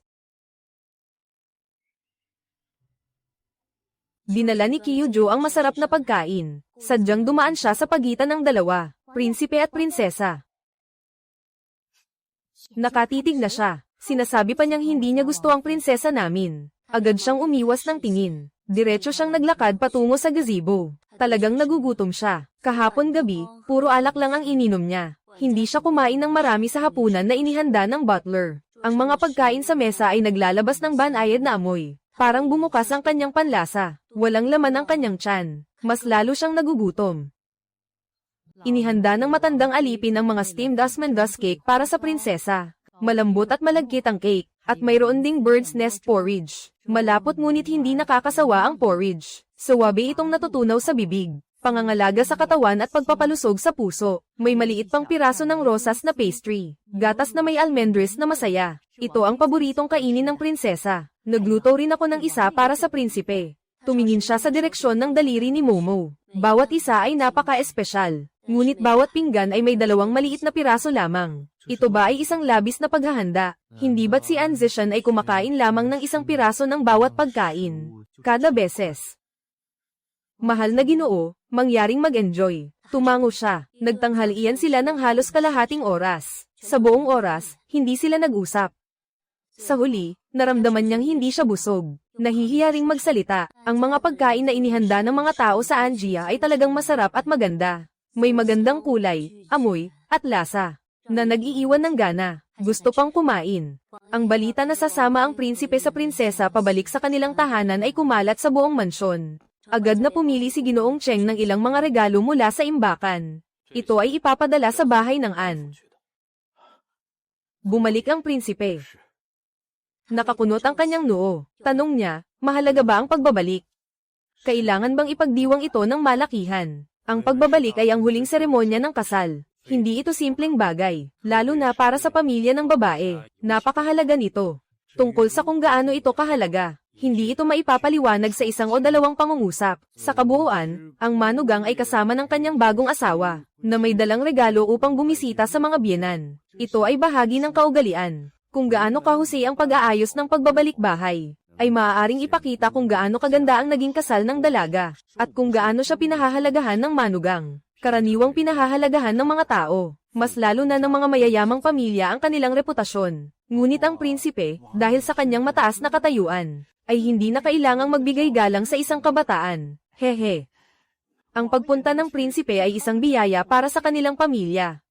Siya ay nagmuni-muni sandali, at muling tumingin sa mga handog na regalo ni Ginoong Cheng. Pumunta sa bodega at kumuha ng ilang bagay. Sa lungsod, basta nakakuha lang ng ilang bagay. Para lang sa palabas. Ayon sa mga pamantayan ng prinsesa, walang masama kung kumuha pa ng ilan. Ginoong Cheng, pakiusap, tanungin mo kung sino-sino ang mga tao sa tahanan ng prinsesa. Ano ang kanilang mga interes at libangan. Ayon sa kanilang hilig, bawat isa ay piliin ang isang regalo para sa kanila. Nang marinig ito ni Ginoo Cheng, biglang napalingon siya. Bawat isa ay isang regalo. Hindi ko kayang ibigay ang ganito. Kahit na ang Haring Templo ni Chu ay hindi pabor sa akin. Ngunit si Haring Chu ay may sariling ari-arian pa rin naman. May sariling yaman ng puok ng hari. Natutulog si Luyan sa aking silid-tulugan ng 2 gabi. Akala ni Ginoong Chen, labis na gusto niya ang prinsesa. Sa pagpili ng regalo, palaging magaganda ang pinipili. Nakatayo ang puok ng An sa Yang Liu Street sa hilagang bahagi ng lungsod. Si An Wai ay nagsisilbing maliit na guro sa National Academy. Isa rin siya sa maraming maliit na guro sa National Academy. Dahil sa mahusay niyang pamamaraan ng pagtuturo, kahanga-hanga ang kanyang ugali, matagal na siyang naninilbihan. Nakatanggap na ng maraming parangal bilang mahusay na guro. Sobrang iginagalang siya, dahil ngayon ang pagbisita ng prinsesa ng Chu. Si Ginoong An ay binigyan ng isang araw na pahinga. Si Ginang An ay hindi na natulog mula kagabi. Nagsimula ng mag-abalang sa kusina. Ang panganay na anak na babae ng pamilya An, si An Rameng, kasama ang kanyang biyenan na si Jinji, ay maaga ring dumating sa An Mansion. Ang buong An Mansion ay nag-aalala na baka hindi sila makapagbigay galang kay Prinsipe Chu. Lahat ay nakabihis ng maganda at nakabagong damit, naghihintay na may pananabik, hanggang sa ang katulong ng An Mansion ay nagmamadaling dumating. Dumating na, ang karwahe ng Prinsipe Chu ay nasa dulo ng kalye. Si An Xiaofo ay kasama ang kanyang asawa at mga anak na sumalubong sa pintuan. Dito ay malayo pang nakita ang tahanan ng Prinsipe ng Chu, na dumarating ang karwahe ng dahan-dahan. Tila napakaganda at marangya. Huminto ang karwahe sa harap ng bahay ng An. Lumapit si Ginoong Cheng at yumuko. Nagkita sila ng tingin, at inutusan ng mga gwardya ng prinsipe na ay lapag ang mga regalo. Sa tabi ng isa pang marangyang karwahe, maagang bumaba si Luyan mula sa kabayo. Ako naman ay dahan-daang lumabas na may kasamang katulong. Tumingin si Madam An sa kanyang manugang na parang isang perlas at jade. Ngumiti nang hindi mapigilan ang tuwa. Nabulabog siya sa gulat. Agad na hinawakan ni Xiaofo An ang kanyang asawa. Ipinapakita sa lahat ng tao sa bahay na sumunod siya sa kanya upang magbigay galang. Nagsusumamo ako na magpahayag ng paggalang sa Hari Chu at sa Hari ng Reyna. Nakita ang mga magulang na bumabati sa akin. Medyo namumula ang aking mga mata. Alam kong ito ay kaugalian ng royals. Napansin ni Luyan na ako'y muling iiyak. Malumanay niyang sinabi, "Mahal na biyenan, huwag na kayong magbigay galang." Sa susunod na sandali, bigla siyang kumuha sa akin mula sa kamay ng katulong. At inangat akong nakahiga. Ipinaliwanag niya na kahapon pumasok ang reyna sa palasyo at na-spray ng paa niya. Kaya hindi siya makagalaw ng maayos. Ako ang nagdala sa kanya papasok. Iniisip ko na baka siya ang magdadala sa sarili niya pababa ng sasakyan. Pero hindi ko inasahan na papalitan niya ang aking mga magulang bilang mga biyenan ko. Nabigla ako nang makita ang biyenan ko. Sa nakaraang buhay, ayaw niyang makipagkita sa kanila kahit minsan. Dahil sa akin, naging isang karangalan ng pamilya ng An na matagal na panahon. Ngunit tinanggihan ng mundo sa buong buhay niya. Nagdusa ang mga tao sa pamilya dahil dito. Lahat ito ay dahil sa hindi ako gusto ng aking asawa. Mayroon bang kaunting lugar para makapagpahinga ang biyenan? Medyo hindi komportable ang mga paa ng prinsesa. Pumunta na lang tayo sa pangunahing silid. Tumingin si Anway sa aking binti, puno ng pag-aalala, ngunit hindi siya lumapit upang tingnan. Huwag mag-alala, ama, sinasadya lang ng prinsipe. Wala na talagang masama ang anak na babae. Tiningnan ni Anway ang kanyang anak na babae, na puno ng pag-aalala. Malapit na ang pagkain. Samahan mo muna ang prinsipe, Ran. Pupunta ako para tingnan ang iyong ina at ang iyong pangalawang kapatid na babae. Diretso sa pangunahing silid. Inupo niya ako sa silya. Dahil dito, nagpasalamat ako ng mahina. Tumingin siya sa akin na may nakataas na kilay. Lumapit siya sa aking tainga. Mahinang sinabi na, "Ayos na ito, di ba?" Medyo namula ang aking pisngi. Nakangiti ng bahagya. Parang napakasaya ng relasyon nila ni Haring Chu mag-asawa. Ang kanyang magandang mukha ay may halong hiya. Parang nagkikiskisan ang mga pisngi. Salamat.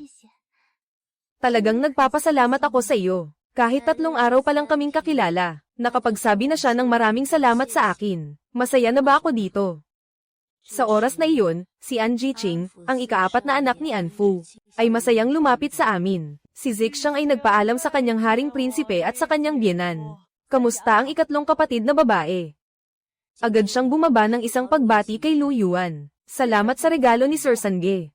Huminto siya sandali. Ang batang nasa harap ay 13 taong gulang, at may parehong anyo sa akin. Isang ngiti, na tila malaya at masaya. Napakaganda. Medyo nahihiya siya. Walang anuman. Ang batayan ng Zishan Yu ay hindi basta-basta mabibili kahit may pera ka. Sisikapin kong ingatan ito ng mabuti. Punong-puno ng liwanag ang mga mata ni An Jiqing. Talagang nagustuhan niya ito. Nakita niyang labis na nagustuhan ng iba ang kanyang inihandang bagay. Masaya rin siya sa kanyang puso. Salamat sa marangyang regalo, bayaw. Nakahanda na ang pagkain sa silid na iyon. Sundan mo ako. Ang red along natanggap niya ay isang set mula sa Kui Yuzuan. Mahal na mahalagang alahas. Si An Ramwang ay maituturing na nasa mataas na uri. Parehong namana ng magkapatid na babae ang kagandahan mula sa ina nilang si Feng Jingyuan. Ngayon, si An Ramwang ay 24 na taong gulang na. Isa siyang ina ng 2 anak. Hindi pa rin nagbago ang kanyang katawan. Mukhang mas lalo pang nagkaroon ng karisma. Ang roadshow ay hindi lang naghanda ng alahas para kay An Romeang. Kahit ang 2 anak niya ay may kanya-kanyang laruan, na pinakabagong modelo sa merkado. Siyempre, ang mga tagapagpatupad ng lungsod ay biglang nagsugo ng tao para bumili. Ang asawa ni An Romeang na si Jin Jay ay isang negosyante. Sa roadshow ay binigyan siya ng isang gintong abacus. Hindi nagkukulang ang Jin pamilya sa pera, ngunit ang regalo ng prinsipe ay may napakahalagang kahulugan. Siyempre, hindi niya ito maiiwanan. Nakita ni Inang na ang kanyang anak na babae ay nag-asawa ng napakabuti. At ang kanyang asawa ay labis na nagmamahal sa kanya. Sobrang saya kaya siya ay umiiyak. Hindi ba't napakabuti ng anak na babae? Inay, bakit ka umiiyak muli? Talagang masaya si Inay. Si Ruan ay ikinasal sa kanyang tamang asawa. Masaya ang ina. Si An Rumo ay tunay na masaya para sa kanyang nakababatang kapatid. Nabulong. Akala ko dati na ang ikinasal ng ikatlong kapatid sa tahanan ng prinsipe ng Chu ay magiging mahirap, sa paglipas ng panahon. Ngayon, sa tingin ko, ang prinsipe ng Chu ay hindi lamang gwapo, napakamaingat. Tama ang sinabi ng nanay, nakayuko akong umiinom ng sabaw, nagpapanggap na mahiyain ngunit may itinatagong. Hindi nila alam, sa nakaraang buhay, wala ni isang Reg Along pagbisita, pati na ang paglalakbay, hindi man lang ako tinignan. Ang prinsipe ng Chu ay personal na sinalubong ang pangalawang asawa ni Sia na nakasuot ng malaking pulang kasuotan ng kasal nang pumasok siya. Ako ay inanyayahan na uminom ng tsaa mula sa may bahay. Lahat ay nagtuturo at nagbubulungan tungkol sa akin. Ang pagyurak sa akin ay naging pinakamalaking biro sa buong Beijing. Habang pinapanood ko silang puno ng pagmamahalan, ang puso ko ay tila dumudugo. Nakita niyang umiiyak si Anmo at lihim na nag-isip. Si An Zishan ay may ugaling madaling umiyak, marahil ay sumunod siya sa kanyang ina. Tingnan mo, ang kanyang ina ay maamo at malambing din. Ngayon, ang prinsipe ay ang punong bayan ng Jingchao. Hindi basta-basta ang posisyong ito. Malapit na kaugnay ito sa buhay ng mga tao. Napakalapit. Ay nako, Anway, ilan ang ininom mong kabayo? Nagsimula na namang mang-aral. Hindi naman siya manugang. Ang prinsipe ay hindi mas mababa sa iyong kaalaman sa mga bagay na ito. Hindi mo ba siya pinapayagang kumain ng maayos? Si Anway ay sinigawan. Agad siyang nanahimik. Mahal na prinsipe, iginagalang ko kayo. Siya ay nagulat at medyo natawa. Hindi ko akalain na si An Xiaofu ay isang asawang pinamamahalaan sa bahay. Mas hindi ko akalain. Ang pagbabago ng emosyon ng ina ni An Zishan ay napakalaki. Itinaas niya ang kanyang baso. Uminom siya ng kaunti, nagtakip ng hiya. Si An Jiqing ay hindi uminom ng alak, para masira ang katahimikan. Agad siyang lumihis ng usapan. Panginoong Wang, huwag ka lang uminom. Kumain ka rin ng marami, lahat ng mga putahe ay ginawa ng ina. Lahat ay paborito niyang lutuin. Nandyan na rin ang mga kamag-anak. Ang galing ng biyenan ay talagang mahusay. Punong-puno ng pag-aalaga ang kanyang boses. Kahit na sinigawan si Anway, hindi siya naglakas ng loob na sumagot. Kumain ng tapat, ganun, malayo sa kanyang autoridad at karangalan sa paaralan. Ang buong pamilya ay masaya at nagkakasiyahan. Naramdaman ni Luyan na medyo masakit sa loob, habang tinitingnan ang mga ulam na nakatambak sa pinggan. Hindi siya nagrereklamo, malakas na kumain ng malaki. Lahat ng ito ay mga kamag-anak na gumagamit ng pangkalahatang kubyertos para sa kanilang bahay. Nang makita ni Jinji ang sitwasyon, naramdaman niyang sobra siyang naipagmamalaki. Hindi lang nakipagsalo sa hapunan kay Prinsipe Chu. Kahit uminom sila sa iisang kaldero, kinuha pa niya ang mga pagkaing inabot niya para sa kanya. Pinakamataas ang respeto kay Chu. Prinsipe ay ang bayaw niya. Hindi kailanman naramdaman ni Luyan na ganito kasaya. Pagkatapos maging masaya, uminom pa siya ng kaunti. Tungkol naman sa bahay ni Sia, agad niyang ipinadala ang kanyang mga tauhan upang maghatid ng balita. Napipili sila ng mas magandang araw upang pakasalan siya. Sumang-ayon si An Zishan, na magiging grand ang kanilang kasal. Hindi talaga papayagan na makaranas si Sia Yuhuan ng kahit anong sama ng loob. Kaya ni An Zishan ito. Sa tingin niya, siya ay napakaluwag. Kaya't siya ay nagbigay daan. Si Yuhi ay isang babaeng may malawak na kalooban. Tiyak na maiintindihan din niya. Sa bahay ng pamilya Sia, narinig ni Sia Yuhi ang balita na sinamahan ng prinsipe ng Chu ang prinsesa pabalik sa kanilang tahanan. Parang nag-freeze ang buong katawan niya. Si Ayan ay talagang nangako sa akin. Paano siya nakapunta sa Anfu? Hindi naman siya nagmamalasakit. Si An Zixen ay nangako na kukunin ako ngayon.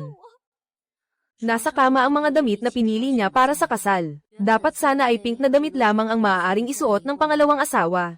Pero siya ang nagpilit. Nabigyan siya ng pinakamarangyang kasuotan ng nobye sa buong Jingcheng. At ang pinakamarangyang kasal. Kaya't nagbayad ng malaking halaga para sa isang pulang kasuotan. Ito na ang pangalawang beses na hindi natuloy ng prinsipe. Ngayon ay araw ng kasal ng dalaga. Paano siya makakapagpadala ng isang gwardya lamang, na nagsasabing hindi siya makakapag-akyat sa dalaga? Ipagpapaliban ng kasal. Hanggang kailan ito ipagpapaliban? Ang dalaga ng general ay naging pangalawang asawa mula sa pangunahing asawa. Sobrang nakakapanghinayang na iyon. Paano maaring ganyan ang gawin ng prinsipe sa dalaga? Isa lamang siyang anak ng isang mababang asawa. Paano siya maihahambing sa dalaga? Huwag nang magsalita pa. Sumigaw siya sa katulong. Hindi na nag-usap pa ang katulong. Iniwan ang pinto ng mag-isa. Para magalit sa binibini, kaya siya ang nagpasya na ipaalam ito sa consort. Alam niyang tiyak na tutulungan siya ng reyna. Nanghihinayang si Xia Yuhei. Umiiyak siya ng malakas. Nakaupo siya sa harap ng salamin na tanso. Tinitingnan ng nakatutok ang sarili sa salamin. Sa tingin niya, maganda siya. Hindi siya nagkakalayo sa mahinhin at mahiyain na babae sa Shengjing. Ayaw ni Ayan ng mga babaeng mahina at formal. Pero siya at si An, si Zishan na ikinasal ay paulit-ulit na sumasagi sa kanyang isipan. Nang inag siyang niyayakap si An Zishan sa kanyang bisig, nagniningning sa kanyang mga mata ang paghanga at pagtataka. Hindi pa niya nakita si Ayan na nakatingin ng ganito sa kanya. Talagang napakaganda ni An Zishan. Mas maganda ba siya kaysa sa akin? Sinabi ni Ayan, ako ang pinakamagandang babae na nakita niya. Kumpleto sa tiwala, pinapalakas niya ang sarili, pagtanggal ng mga luha. Kahit gaano pa siya kaganda. Hindi naman maaring magustuhan siya ni Ayan. Dapat akong maniwala kay Ayan. Lumapit siya sa tabi ng kama. Nagsimula siyang isuot ang damit pangkasal. Ang pulang-pulang damit pangkasal ay napakaganda. Siyang nahuhumaling dito. Aling babae ang hindi nangangarap. Napakasalan ang lalaking kanyang iniibig. Lalo na't sila'y may mutual na pag-ibig. Nakita ni Ayan ang ganito sa akin. Tiyak na mamamangha siya. Hindi lang niya nakita ang suot kong damit pangkasal. Ngayon, kailangan kong magpakasal sa bahay ng prinsipe ng Chu sa araw ng pagbabalik ni An Ziyong. Hindi ko na maaring bigyan pa ng pagkakataon si An Ziyong at Ayan na magkasama. Ang mahal ni Ayan ay ako, hindi si Xia Yuhei si An Zixi.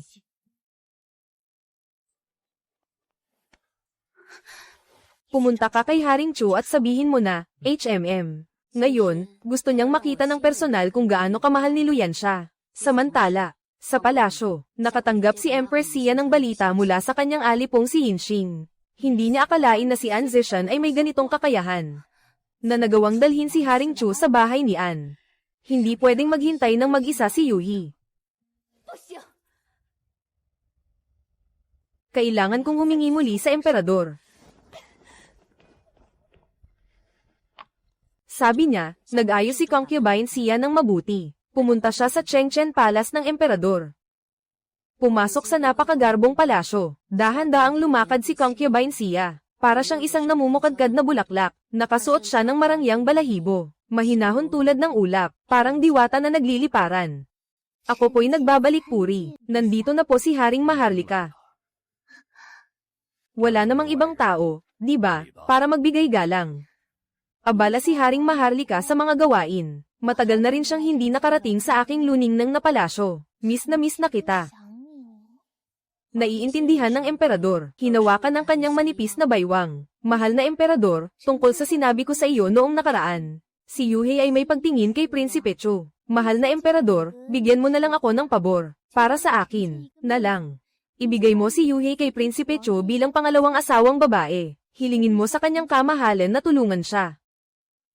Oo. Unang beses humiling si Ginang Xia para sa posisyon ng asawang prinsipe. Pangalawang beses humihiling para sa pangalawang asawa. Hindi maaring hindi bigyan ng halaga ng emperador ang pamilya Xia. Sa wakas, pumayag na. Kaya't pumili ang tanggapan ng mga araw ng isang petsa.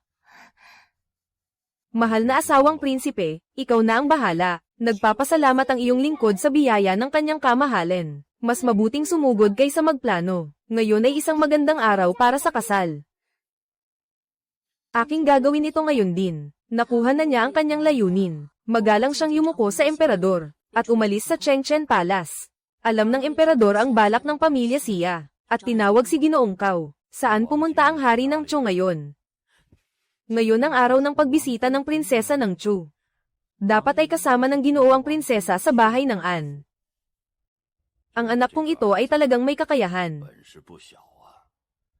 Hindi naglakas loob si Ginoong Cao na magsalita. Inutusan pa ang kanyang estudyante na si Waxen na dalhin ang mga gamit sa paghuhugas. Personal na naglingkod sa emperador sa paghuhugas. Sa kabilang panig, dumating ang mga gwardya ng bahay ng Xia sa harap ng bahay ng An. Nangangako na hahanapin si Haring Chu. Sinabi pa na may sulat siyang personal na ibibigay sa kanya. Ngayon ay may kasiyahan sa aming tahanan. Inutusan ng Ginoo, huwag papasukin ang mga bisita.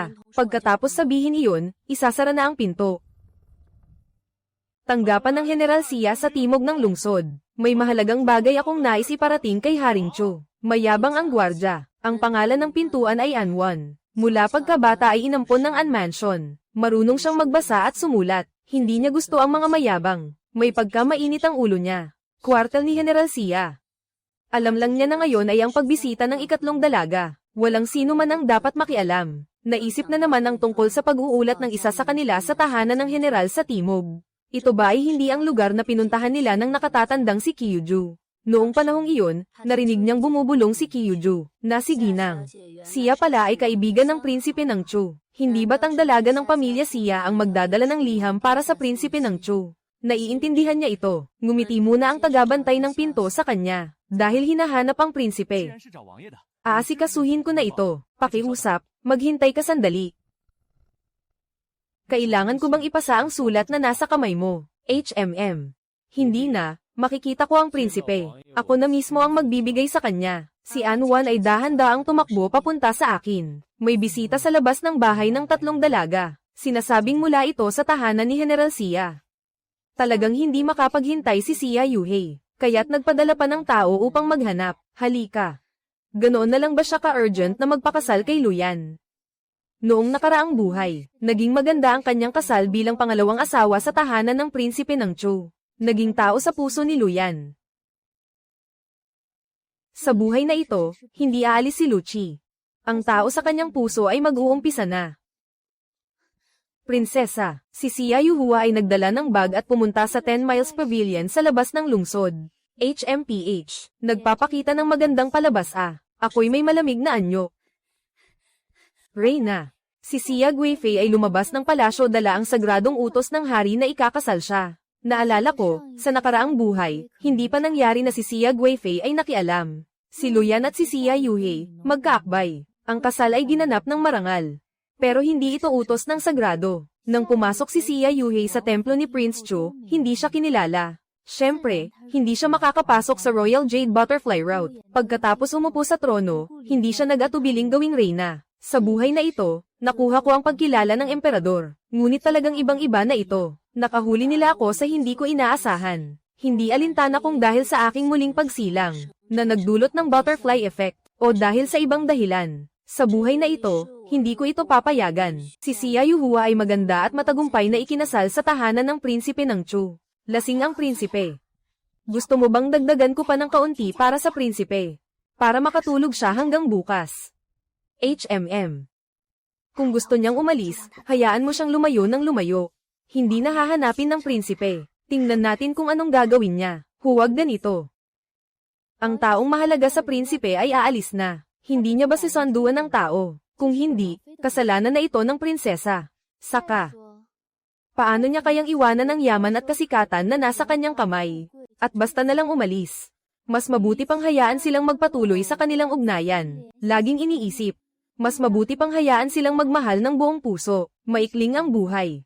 Huwag mag-iwan ng pagsisisi. Hindi ko kailanman bibigyan si Luyi ng pagkakataon na maghayganti. Kailangan pa niyang magpasalamat sa akin. Hindi niya mapigil ang mahiya. Nakikinig si Chunlan sa tono ng kanyang amo. Nabuo ang tatlong itim na linya sa noo. Hindi maintindihang paraan ng isip ng amo. Gusto ng asawa na humanap ng ibang babae. Parang sinasabi ba niya ito bilang isang asawa?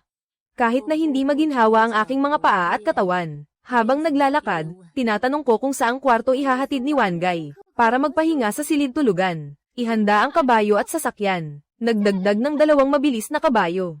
Inutusan ako ng dalaga na ipasa ang liham ng personal kay Ginoong Wang. Ang liham ay tila isang pakikipagkita. Umalis ako pagkatapos basahin ang liham. Naging seryoso ang kanyang mukha, parang may malaking puwang sa kanyang puso. Si Yuhei ay magpapalam ng tuluyan. Para sa kanya, ito ay parang kidlat sa maaraw na araw. Dumating ako na may dala ng sabaw para sa paggising. Tahimik kong sinabi, "Prinsipe, uminom ka muna ng sabaw." Ang kanyang malamig na tingin ay walang kahit anong init. Puno siya ng lamig. Walang pakialam sa iba. Bigla siyang tumayo. Nang itaas niya ang kamay, nahulog ang mangkok sa aking kamay. Hindi pa malamig ang bagong lutong na inuming pampagising. Nahatak ito sa likod ng aking malambot, maputing kamay. Biglang namula ang balat. Agad kong itinago ang kamay ko. Tinitiis ang bahagyang sakit. Ako ang nagkamali at nadulas.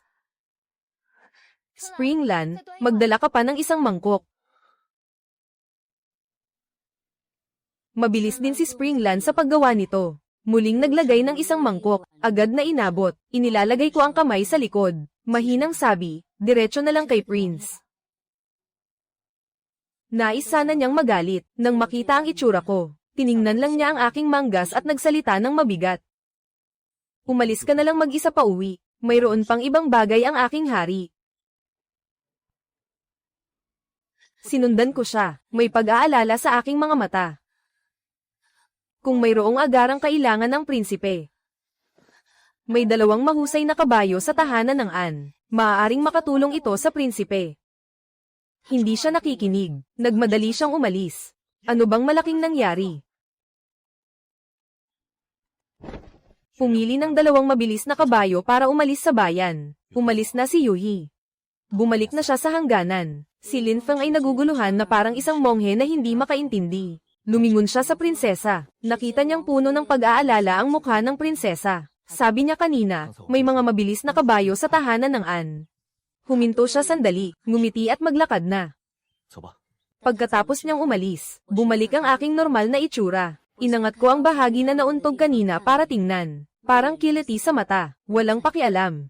Talaga namang ganito ang prinsipe. Bakit siya nagagalit sa ating ginang? Ano ang kinalaman nito sa ating ginang? Nakapasaw na ang kamay.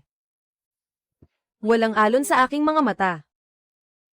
Maglagay lang ng kaunting pamahid at ayos na. Ganon ang prinsipe kanina, parang gumuho na ang langit, o parang lumubog na ang lupa. Karapat dapat siyang magmadali ng ganito. Ang prinsipe, matapang magmahal at magalit. Malapit nang umalis ang kanyang puso. Di ba't normal lang na mag-alala? Hindi ko kayang magtiis sa isang alon ng damdamin. Matagal ko nang naipasa iyon. Nakikita ko ang ganitong impulsibong paglalahad. Nakangiti lang ako sa nakikita ko. Pupunta tayo upang magpaalam sa ating ama at ina. Babalik na tayo sa palasyo. Ayaw ni Miss ng prinsipe ng Chu. Bakit siya mag-aasawa sa kanya? Hindi nakatuon si Miss sa pag-ibig, kundi sa kapakanan ng buong mundo. Hindi ito maunawaan ng dalawa. Sa ganitong edad, si Miss ay parang bulaklak. Bakit hindi mo pinapangarap ang magandang pag-ibig? Sabihin mo kay Tan Wan Qing, maaari na niyang ipaghiganti ang kanyang kapatid na babae ngayon. Basta't makapagbigay siya ng saya, ayos na iyon. Sabihan mo na rin. Maari nang bawiin ang mga especially iya sa Summer Mansion. Kailangan ng kumilos ng maaga. Totoo ba? Dapat matagal nang patay ang mga asong opisyal na iyon. Ako ang magiging hadlang sa pagmamahalan ni Luyan at Xia Yuhei. Ang mga nagmamahalan ay nagiging magkasama sa huli. Sa buhay na ito, sila ay magiging mga hakbangin ko. Sa labas ng syudad, sa Tenli Pavilion, may isang templo ng lupa. Dito nahabol ni Luyan si Xia Yuhei. Nang lumalim ang kanilang damdamin, nanalangin sila sa templo ng Diyos ng lupa. Ang langit at lupa ay ang hinihingi ni Xia Yuhua na ayan. Ngunit hindi tayo makakapagpakasal ng maliwanag at tapat. Kaya't magdasal tayo sa Diyos ng lupa. Si Luyan ay may kaunting pagdududa. Ngunit hindi nakatiis sa matayog na pangarap ni Xia Yuhua, at alam niyang siya ay nabigo sa kanya ngayon. Nang makita siya sa unang pagkakataon, ang damdaming nawala at muling nakuha, gawin siyang maramdaman na parang nakuha ang kayamanan. Sa wakas ay pumayag na makasal sa kanya sa templo ng lupa. Ayan. Ngayon ang pinakamasaya at pinakakomportableng araw ng buhay ko. Dahil nagdasal tayo sa langit at lupa, mag-asawa na tayo. Ako na ang iyong asawa. Sobrang saya ko talaga. Wala siyang magagawa para bigyan siya ng pwesto bilang legal na asawa. Ngayon, nagpakasal na sila sa labas ng pribado. Alam niya sa puso na hindi ito tama, ngunit si Yuhi ay may matapang na ugali. Hindi niya pinapansin ang mga maliliit na bagay na ito, kaya sumunod siya sa kanya. Ang tingin niya sa kanya ay puno ng pagmamahal, basta't hindi lalabag sa kabutihan. Alam niya ang anumang hiling ni Yuhi. Lahat ay sinisikap niyang matugunan. Niyayakap niya ang kanyang baywang. Nakayakap sa kanyang dibdib. Kung dito ang kanilang bagong bahay, susunod ba ay ang kanyang pisngi ay namumula sa hiya?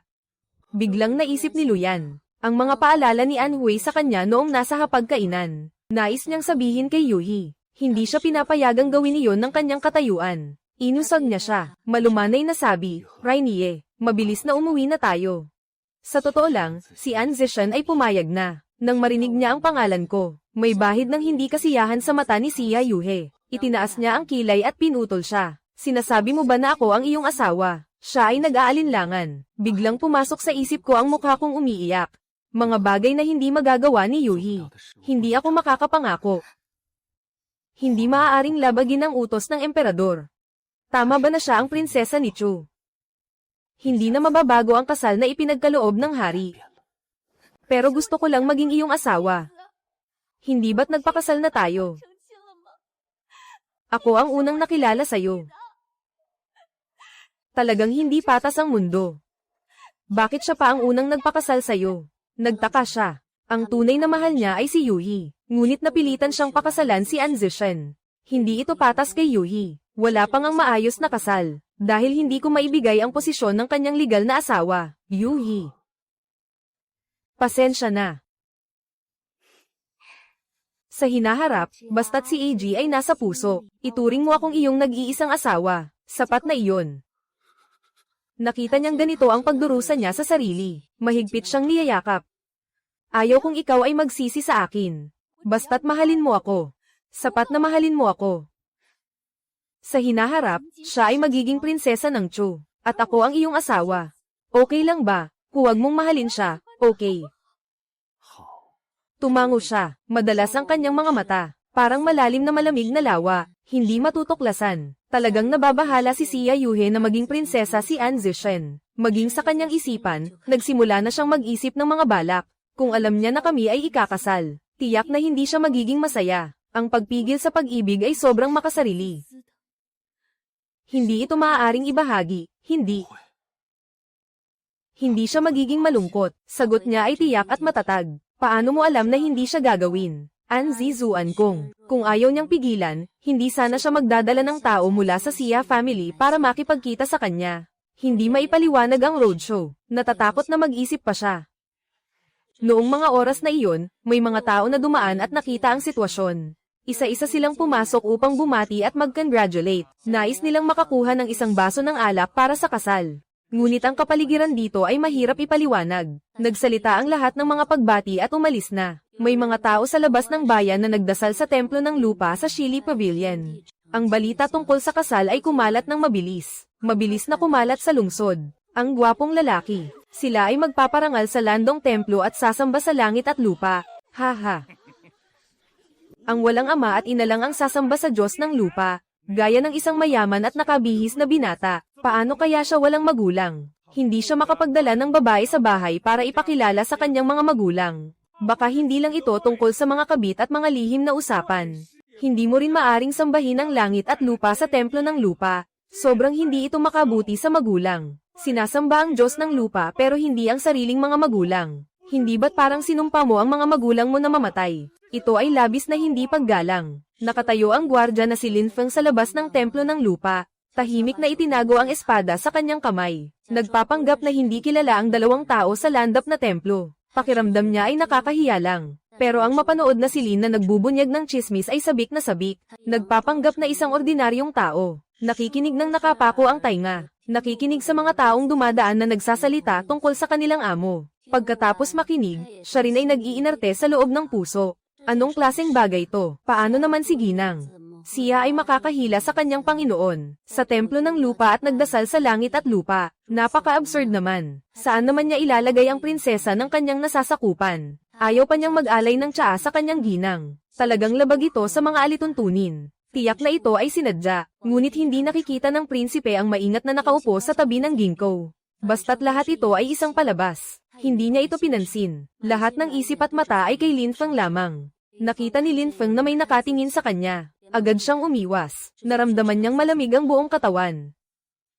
Personal na nagpadala si Empress Xia ng isang parada sa Xia Manor. Ngayon ay nais niyang ipasok si Yuhi sa Chuang Manor ng maganda at marangya. Basta ang iniisip ni Lu na si Rainier ay nasa kanya. May pagkakataon pa si Rainier na maging babae sa haring tanggapan. Basta't siya ay maging karapat-dapat na babae ni Lu Yian nang walang duda. Pumasok si Empress Xia na nakasuot ng marangya sa tanggapan ni Xia. Ngunit hindi niya nakita si Rainier Xia. Nang tanungin ang mga tagapagbantay, nalaman niya na si Rainier Xia ay nag-empake na at papalayo na sa bayan.